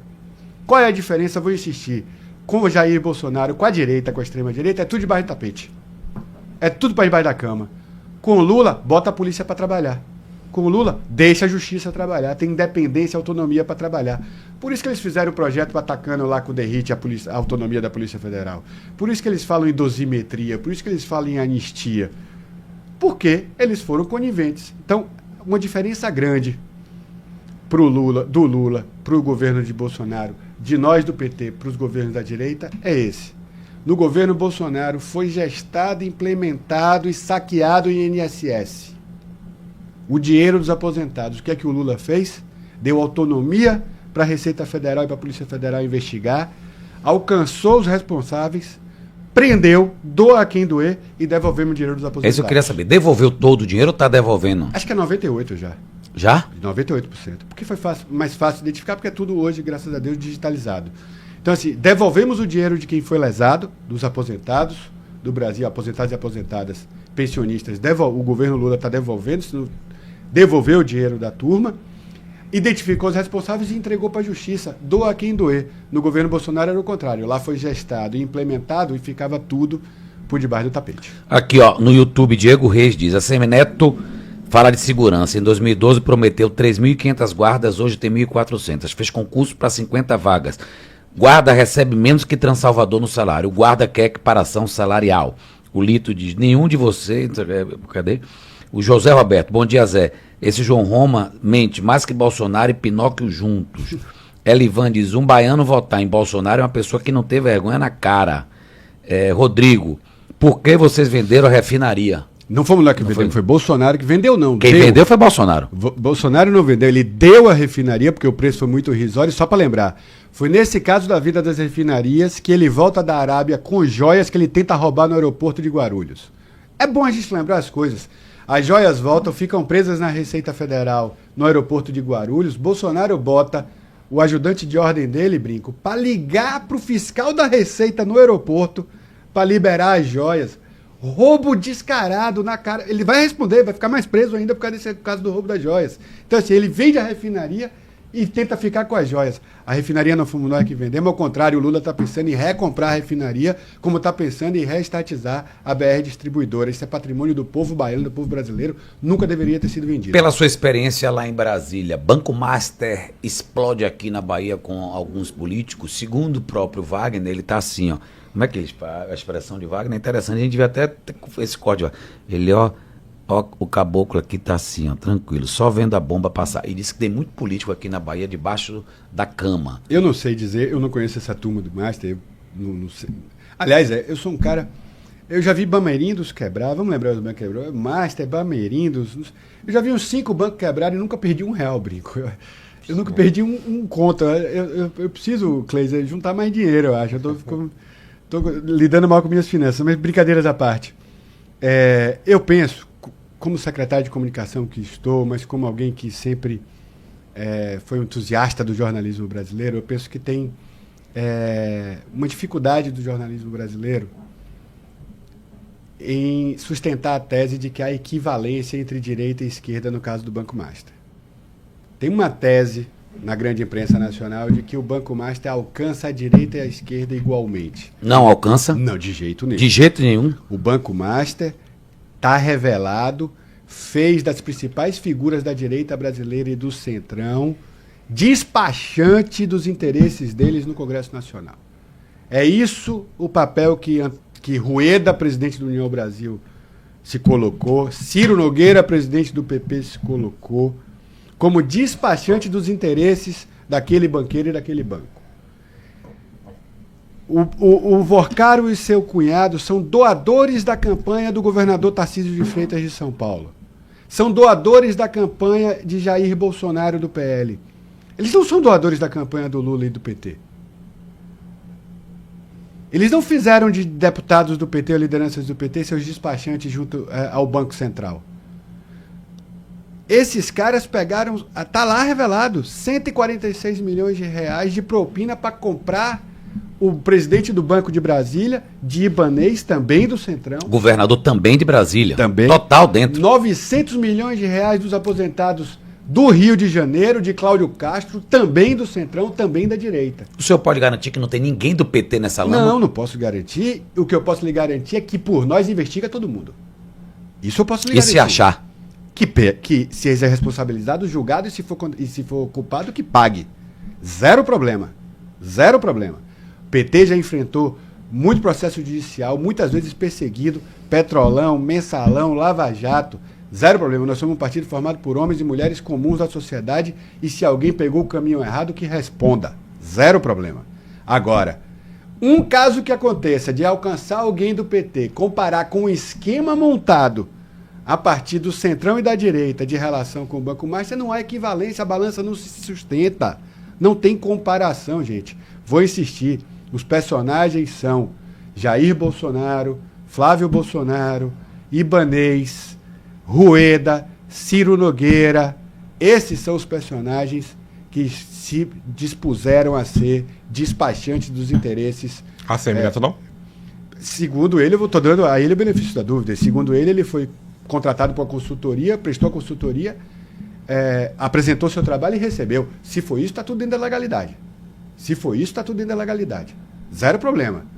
Se ele conseguir provar que foi isso que aconteceu, zero problema. Isso é um problema empresarial dele. É porque o que tem se falado nos bastidores é que há um suposto acordo entre as campanhas de Jerônimo e de Assemineto para não se tocar nesse assunto aqui na Bahia. Aqui agora. Porque o lado do PT, né, é questionado por conta do crédito de cesta, né, o crescimento do crédito de cesta e tudo mais. Zero né? problema de debater esse tema. Crédito de cesta foi para a Bolsa de Valores. Crédito de cesta, a gente abriu o processo. Crédito de cesta deu vazio 2 vezes. A venda da cesta do povo já foi auditada pelo Tribunal de Contas do Estado e da União ao longo de todos esses anos. É zero problema. Se alguém depois disso foi pegar dinheiro para fazer campanha na mão do Master, que responda. Nós não fizemos. Se alguém foi lá pegar dinheiro na mão de Vorcaro, na mão de Augusto, na mão de que sei lá quem, para fazer campanha, que responda. Nós não fizemos. Nosso processo está lá no Diário Oficial, auditado pelo tribunal, zero problema para debater. Não tem acordo de não falar. O que da nossa parte tem é responsabilidade sobre falar. Porque não dá para comparar Ciro Nogueira e Rueda, por exemplo. Vou citar os dois porque esse já está muito bem revelado, o dinheiro que receberam, os milhões e etc., com Otto Alencar Filho, que pegou uma carona com alguém no avião que tinha 3 empresas que era sócio, pelo amor de Deus. Pô. Sangue de Cristo tem poder. Essa coisa da notícia equivaler situações amplamente diferentes, aí é ruim para a democracia. Mas aí a gente tem que confiar na justiça, tem que confiar no trabalho da polícia. A César o que é de César, quem tem muita culpa, quem não tem nenhuma, quem entrou de gaiato na história. Você tem uma foto, Zé, você não. Alguém tem uma foto num evento social com qualquer um desses personagens, não é a mesma coisa de você ter sido despachante dos interesses dele. E na conta bancária. Inclusive, hoje pela manhã, antes de eu vir aqui, eu recebi uma notícia de que uma ilha, uma grande ilha ali próximo a Caboto, em Candeias, o Vocaro teria comprado por 25 milhões de reais na mão de um empresário. Essa ilha foi vendida por 25 milhões de reais na mão de um empresário. Ah, mas o que é que tem comprar uma ilha? O que é que tem uma vírgula muito grande quando se trata de Vocaro? Que empresário foi esse? Qual o interesse de Vocaro ter uma ilha na Bahia e de que qual foi a forma de que Vocaro comprou essa ilha? Porque Vocaro hoje é um dos bandidos, eu nunca vi um bandido como esse. Né? A ilha foi exatamente, me parece que foi teria sido essa ilha aí, ó. Teria sido essa ilha aí que o Vocaro teria comprado. Exatamente essa aí. Pronto. Na mão de quem ele comprou, porque ele comprou, qual o interesse que ele teria comprado essa ilha ao lado do sócio. Seria sido o Guga Lima. E como ele comprou essa ilha?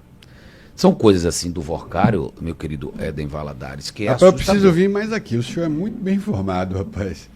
O senhor tinha conhecimento? Não. Dessa ilha? Não. Eu estou dizendo a você que eu nunca perdi R$1 em banco. Imagina agora de ilha. Isso aí está muito distante. Bora, Brinco, aperta o homem. Vamos lá, entrar num assunto também que repercutiu muito nas últimas semanas, né? A suposta disputa de poder dentro do PT na Bahia entre Rui Costa e Jacques Wagner, né? Inclusive, tanto João Roma quanto a Semineto vieram aqui e disseram que Rui Costa tentou dar um golpe aí no PT para assumir a liderança de Jacques Wagner e também assumir, inclusive, a cabeça de chapa de Jerônimo, né? Sim, e ontem Roma, e agora está sendo esse discurso da oposição, dizendo que ontem Roma falou, Coronel falou, a Semineto falou, de que o objetivo de Rui era tomar o lugar de Jerônimo, ser o protagonista da chapa. Eles estão vindo com esse discurso. A Semineto e João Roma devem entender de golpe porque apoiaram Jair Bolsonaro na tentativa de golpe no dia 8 de janeiro. Aliás, o silêncio de ACM Neto depois da tentativa de golpe do 8 de janeiro é mais do que conveniência, é cumplicidade. Um cara que foi presidente nacional de um partido, não via a público para condenar a tentativa de golpe, é cumplicidade. É típico de um neto da ditadura. Mas quem apostar, Brinco, eu convivo com eles há 24 anos. Eu sou filiado ao PT desde que fiz 18 anos de idade, minha mãe é petista, petroleira aposentada, sindicalista. Eu nasci dentro do PT, minha primeira lençol foi uma bandeira do PT. Mas eu me filiei ao PT quando faço 18 anos e começo a militar na universidade. Eu convivo com esses caras há 24 anos, quase que cotidianamente. Wagner e Rui. Um é o filho mais velho, o outro é o filho mais novo. Quem apostar na briga entre os dois vai perder de novo. Da onde surgiu isso, Éden? Da picuinha, da política, repare.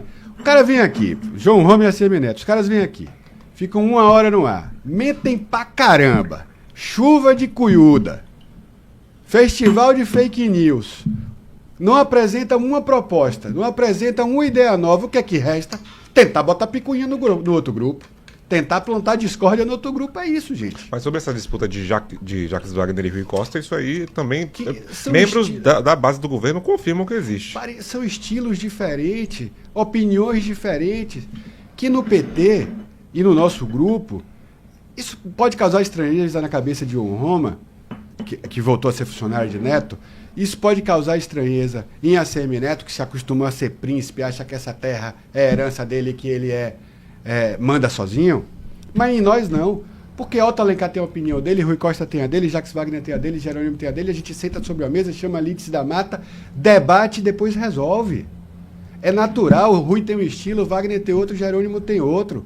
Considerar isso briga é diferente, disputa é diferente de briga, disputa de ideia, de opinião, de estilo é diferente de briga. Vou insistir, quem apostar em briga, em racha, em desavença entre Rui Costa, Jacques Wagner e Jerônimo Rodrigues, vai cair do cavalo. É zero. Eu fui chefe de gabinete dos dois. Trabalhei com os dois, fui presidente do PT com os dois.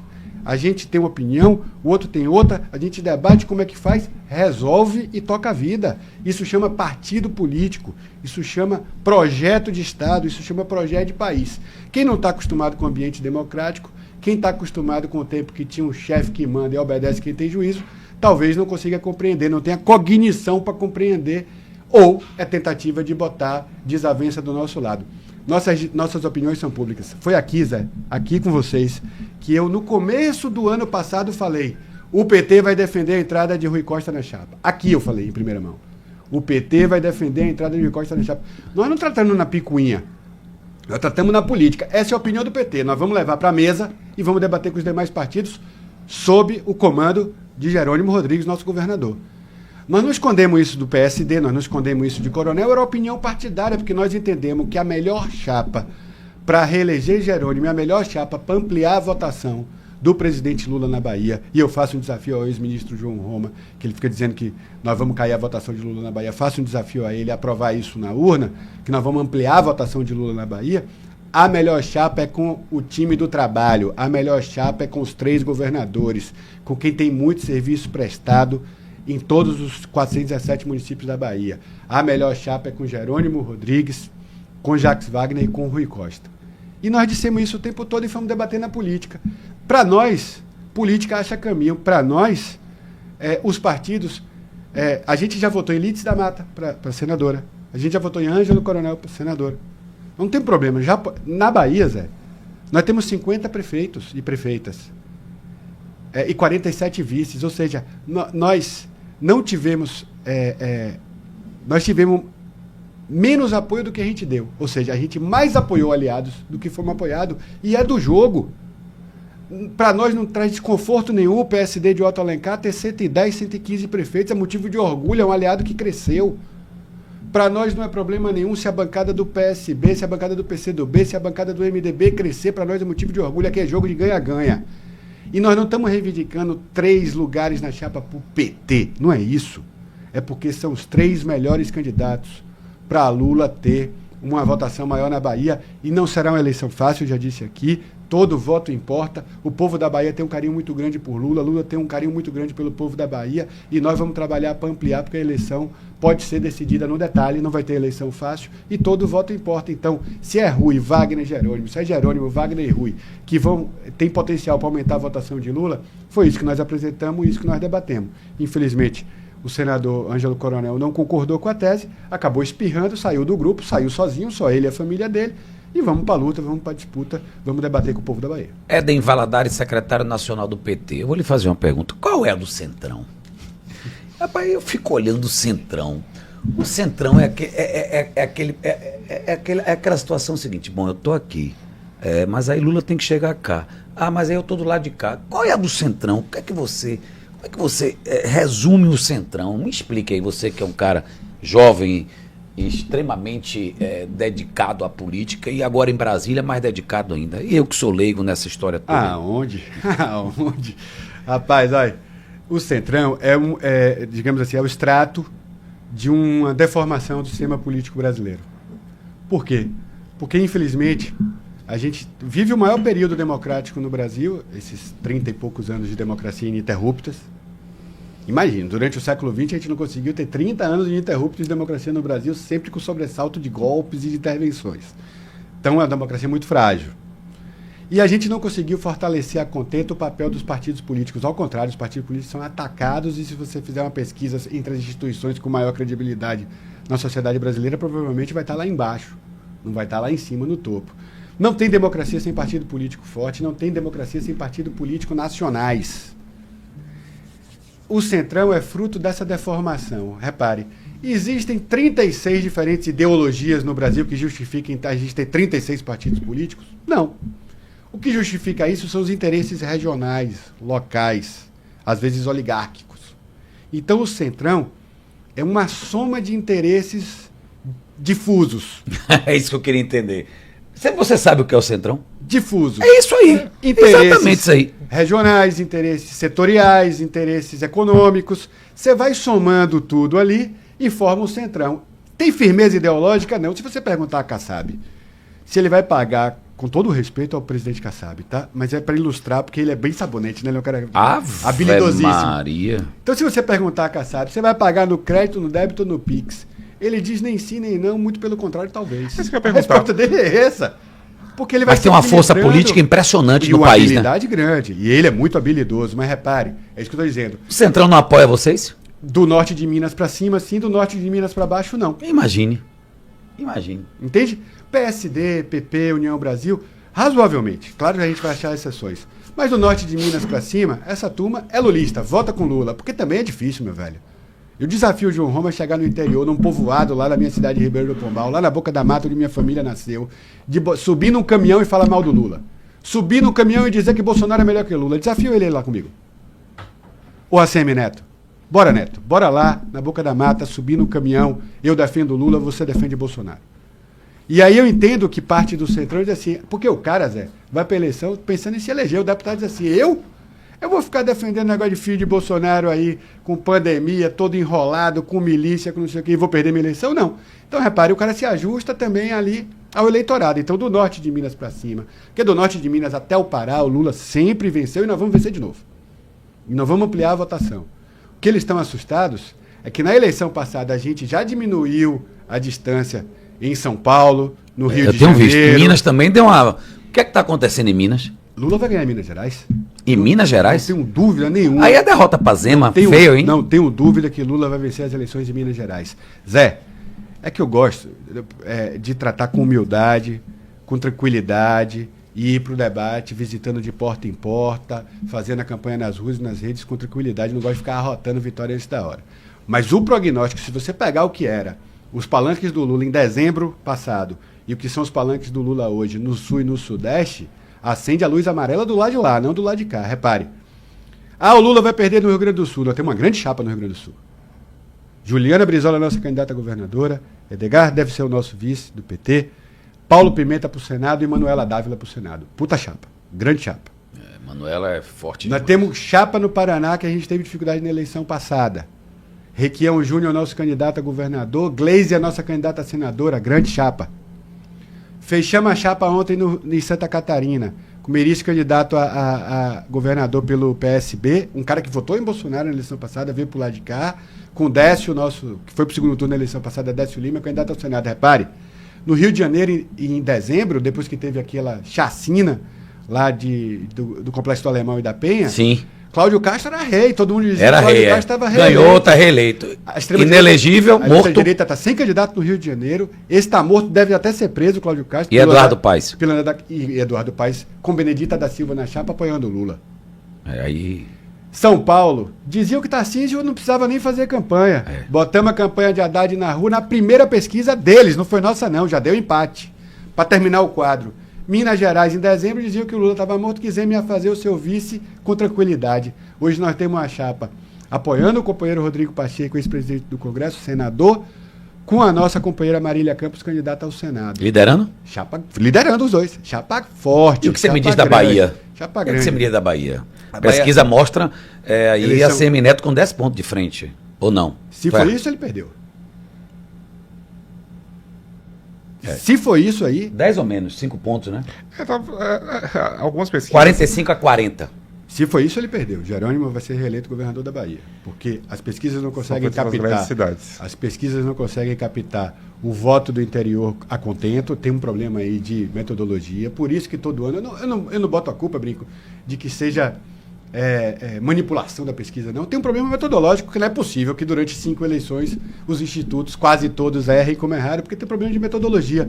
O voto na Bahia, do povoado, do distrito, o voto, sabe, do interior, porque a Bahia tem muita cidade com poucos habitantes, então talvez seja difícil de captar.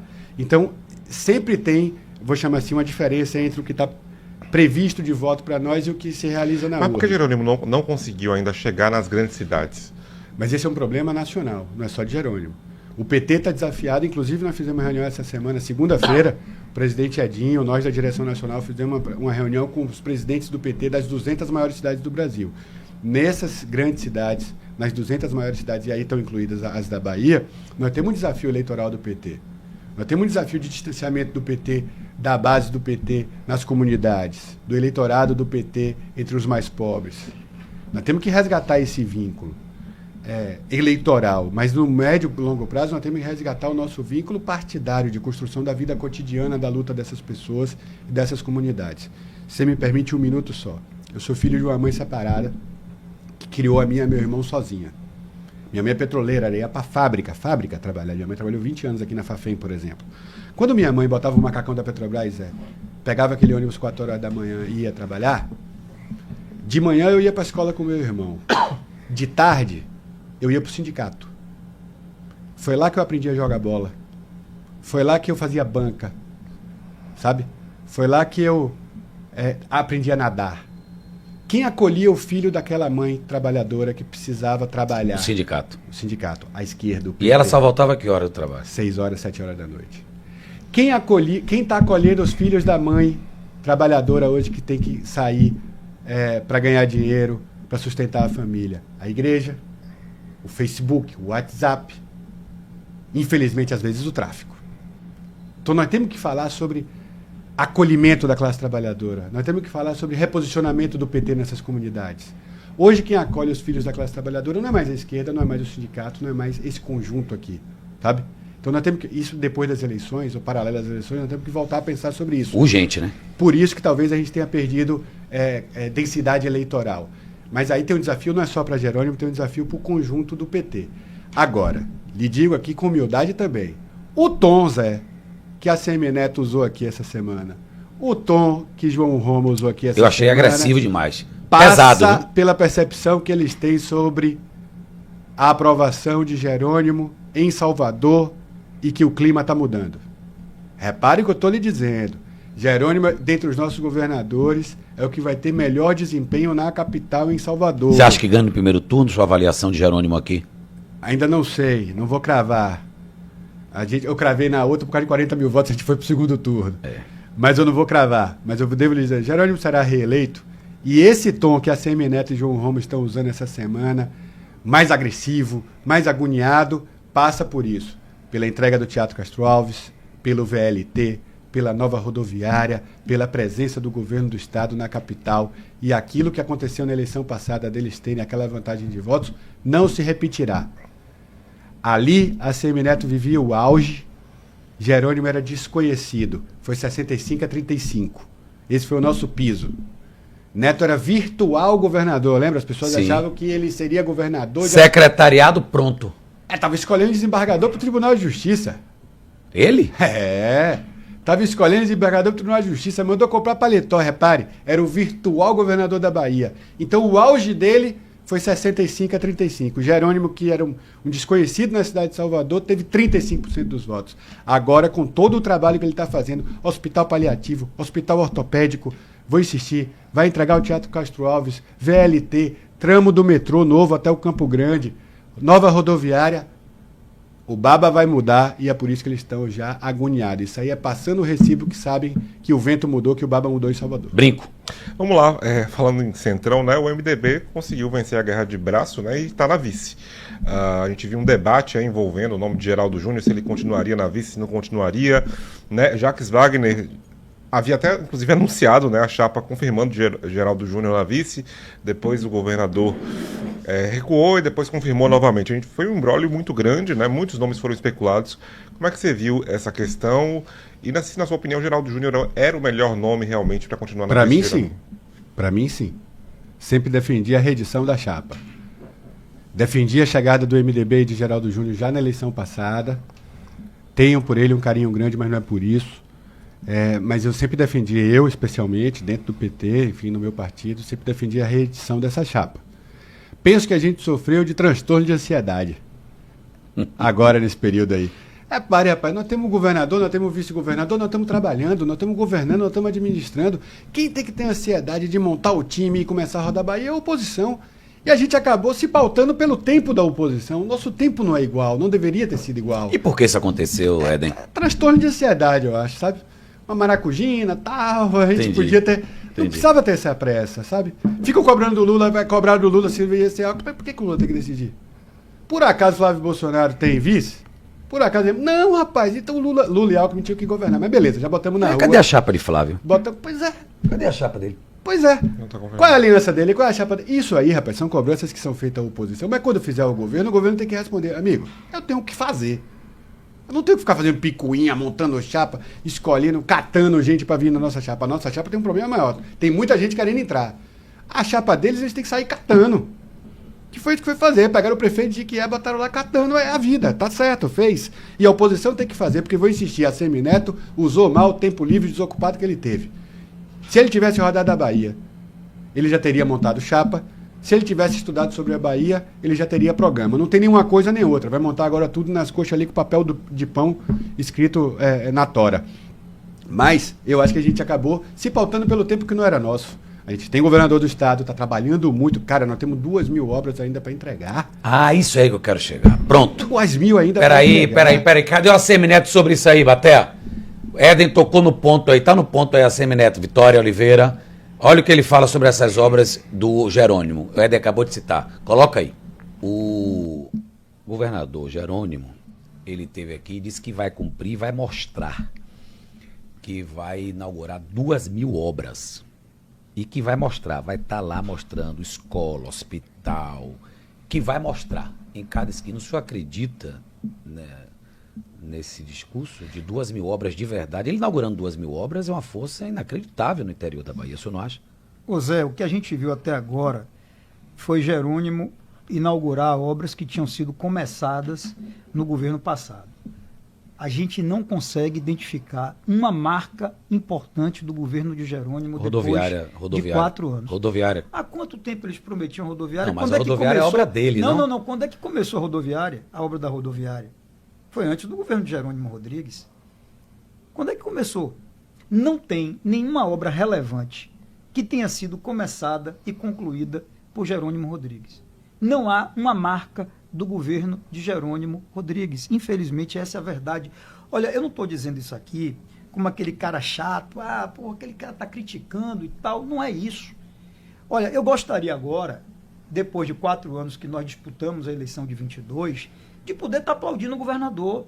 Eu gostaria de estar dizendo, poxa, esse cara fez coisa pra burro, merece ser reeleito. Não ia falar isso. Ô Zé, não, candidato. Zé, o senhor mudou, andando Zé, com o Sandro, com o Tinoco. Aliás, o senhor mudou. Aliás, Tinoco foi da Saltu da época de João Henrique, me disseram que é verdade? É verdade. E fez um grande trabalho. Entendi, Tinoco, você estava lá. Agora vem cá, nós também, ó. Agora o senhor não ia elogiar. O Zé, o senhor não vai elogiar uma obra de Jerônimo? Vamos ser verdadeiros, vamos lá ser verdadeiros. Se Jerônimo tivesse sido um grande governador, primeiro, o PT não ia ter discutido como discutiu a possibilidade de substituí-lo por Rui Costa. Rui negou ontem aqui pra mim, que Rui me negou isso em off aqui no café. Pelo amor de Deus. Isso não teve nada disso. A Bahia toda também, sabe. Né? Em off, a Bahia, irmão, a Bahia toda sabe, esqueça isso. Ponto 1. Ponto 2. Pronto. Viu aí como foi um pouquinho da entrevista aí? Vi.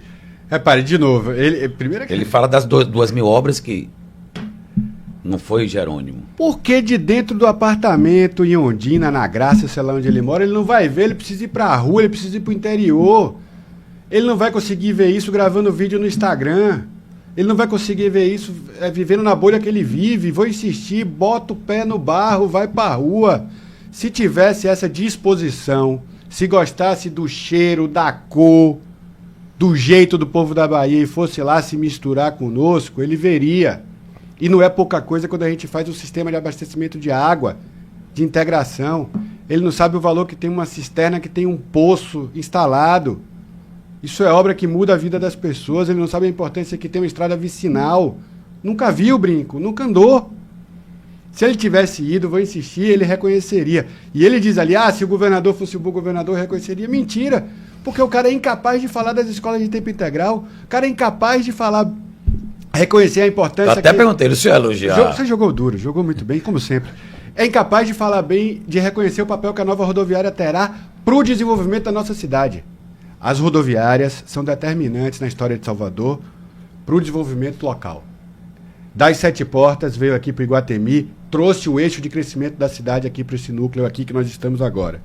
Agora com a nova rodoviária lá na BR, vai criar um eixo de desenvolvimento, junto com a duplicação que o Jerônimo está fazendo da estrada do Derbas, e o VLT que chegará do comércio até lá, um novo vetor de desenvolvimento que há tempo a cidade não tinha, a cidade estava espremida, Brinco. A gente não tinha para onde crescer a cidade.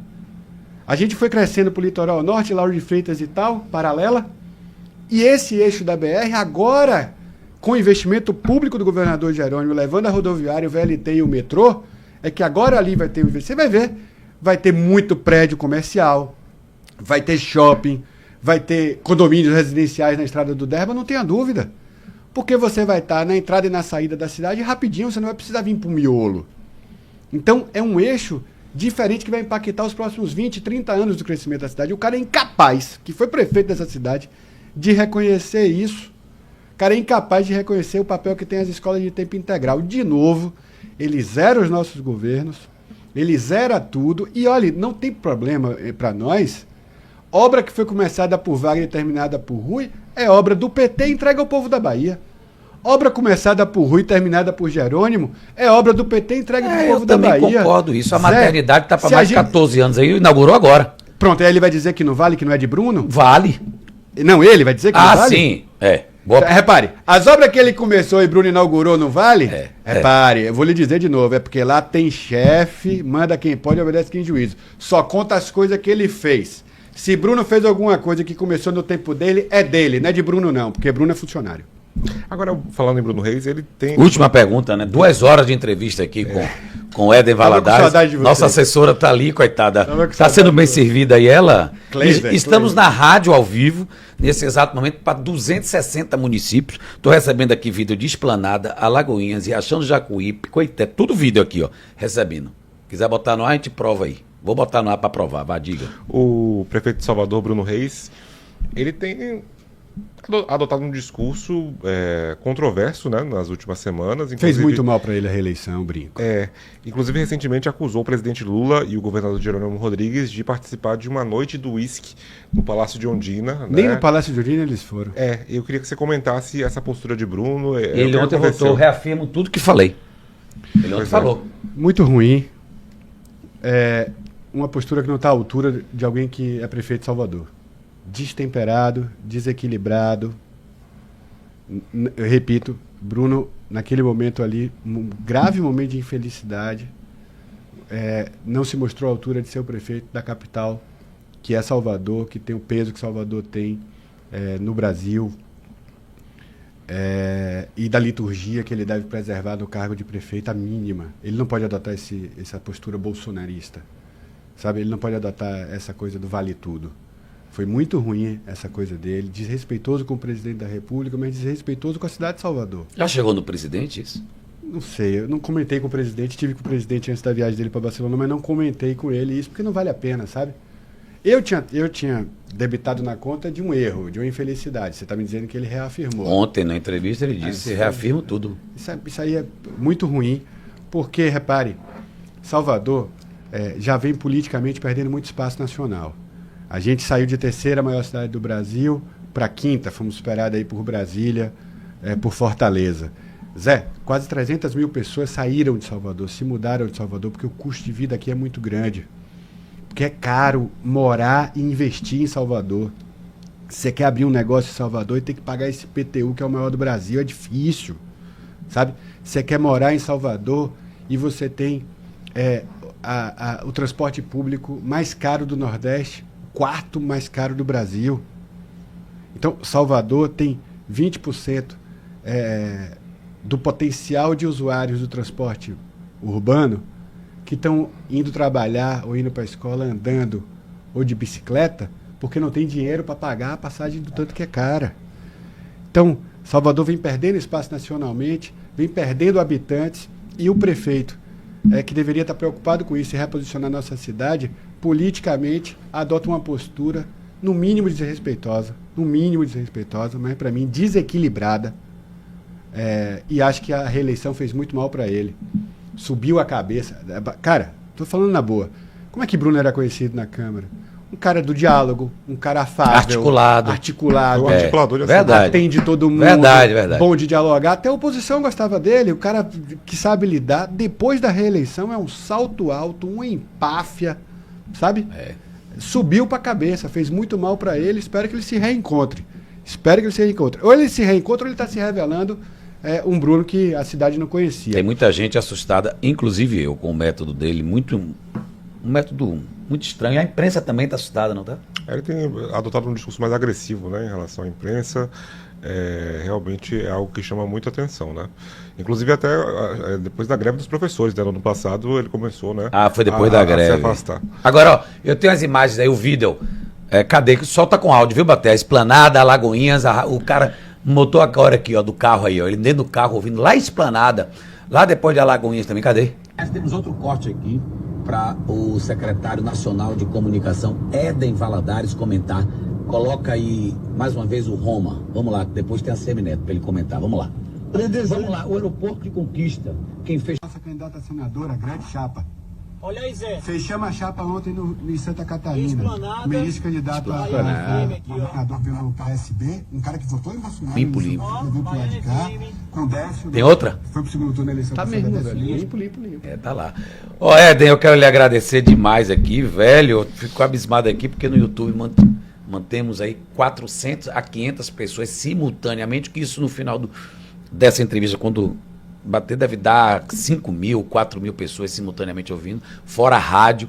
É um prazer muito grande. Cortes, né, e os cortes, não, já tem um corte aqui, ó, velho. Já tem um corte, já tem um corte. E... Zé, desses 5 mil aí, 2 eu sei que estão assistindo, que me ligaram de manhã para dizer que ia assistir. É o governador Jerônimo me disse que ia assistir. Hã? E o senador Jacques Wagner. Falaram, vai lá, manda um abraço pra Brico, manda um abraço pra Zé, mas vamos assistir. O Galego como vai? Aí aqui, ó. Éden Valadares afirma que João Roma é obcecado pelo PT e dispara. Adotou o bolsonarismo para ser ministro. Tá arrependido dessa declaração ou manda apagar? De jeito nenhum, de jeito nenhum. Pra mim, me surpreende negativamente. E vou insistir.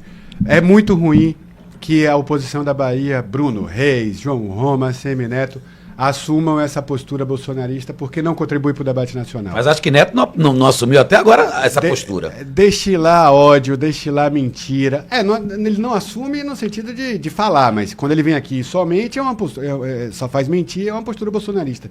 Vou insistir. Flávio Bolsonaro foi escolhido candidato pelo pai dele que está preso em dezembro, não foi? Qual proposta ele apresentou para o país?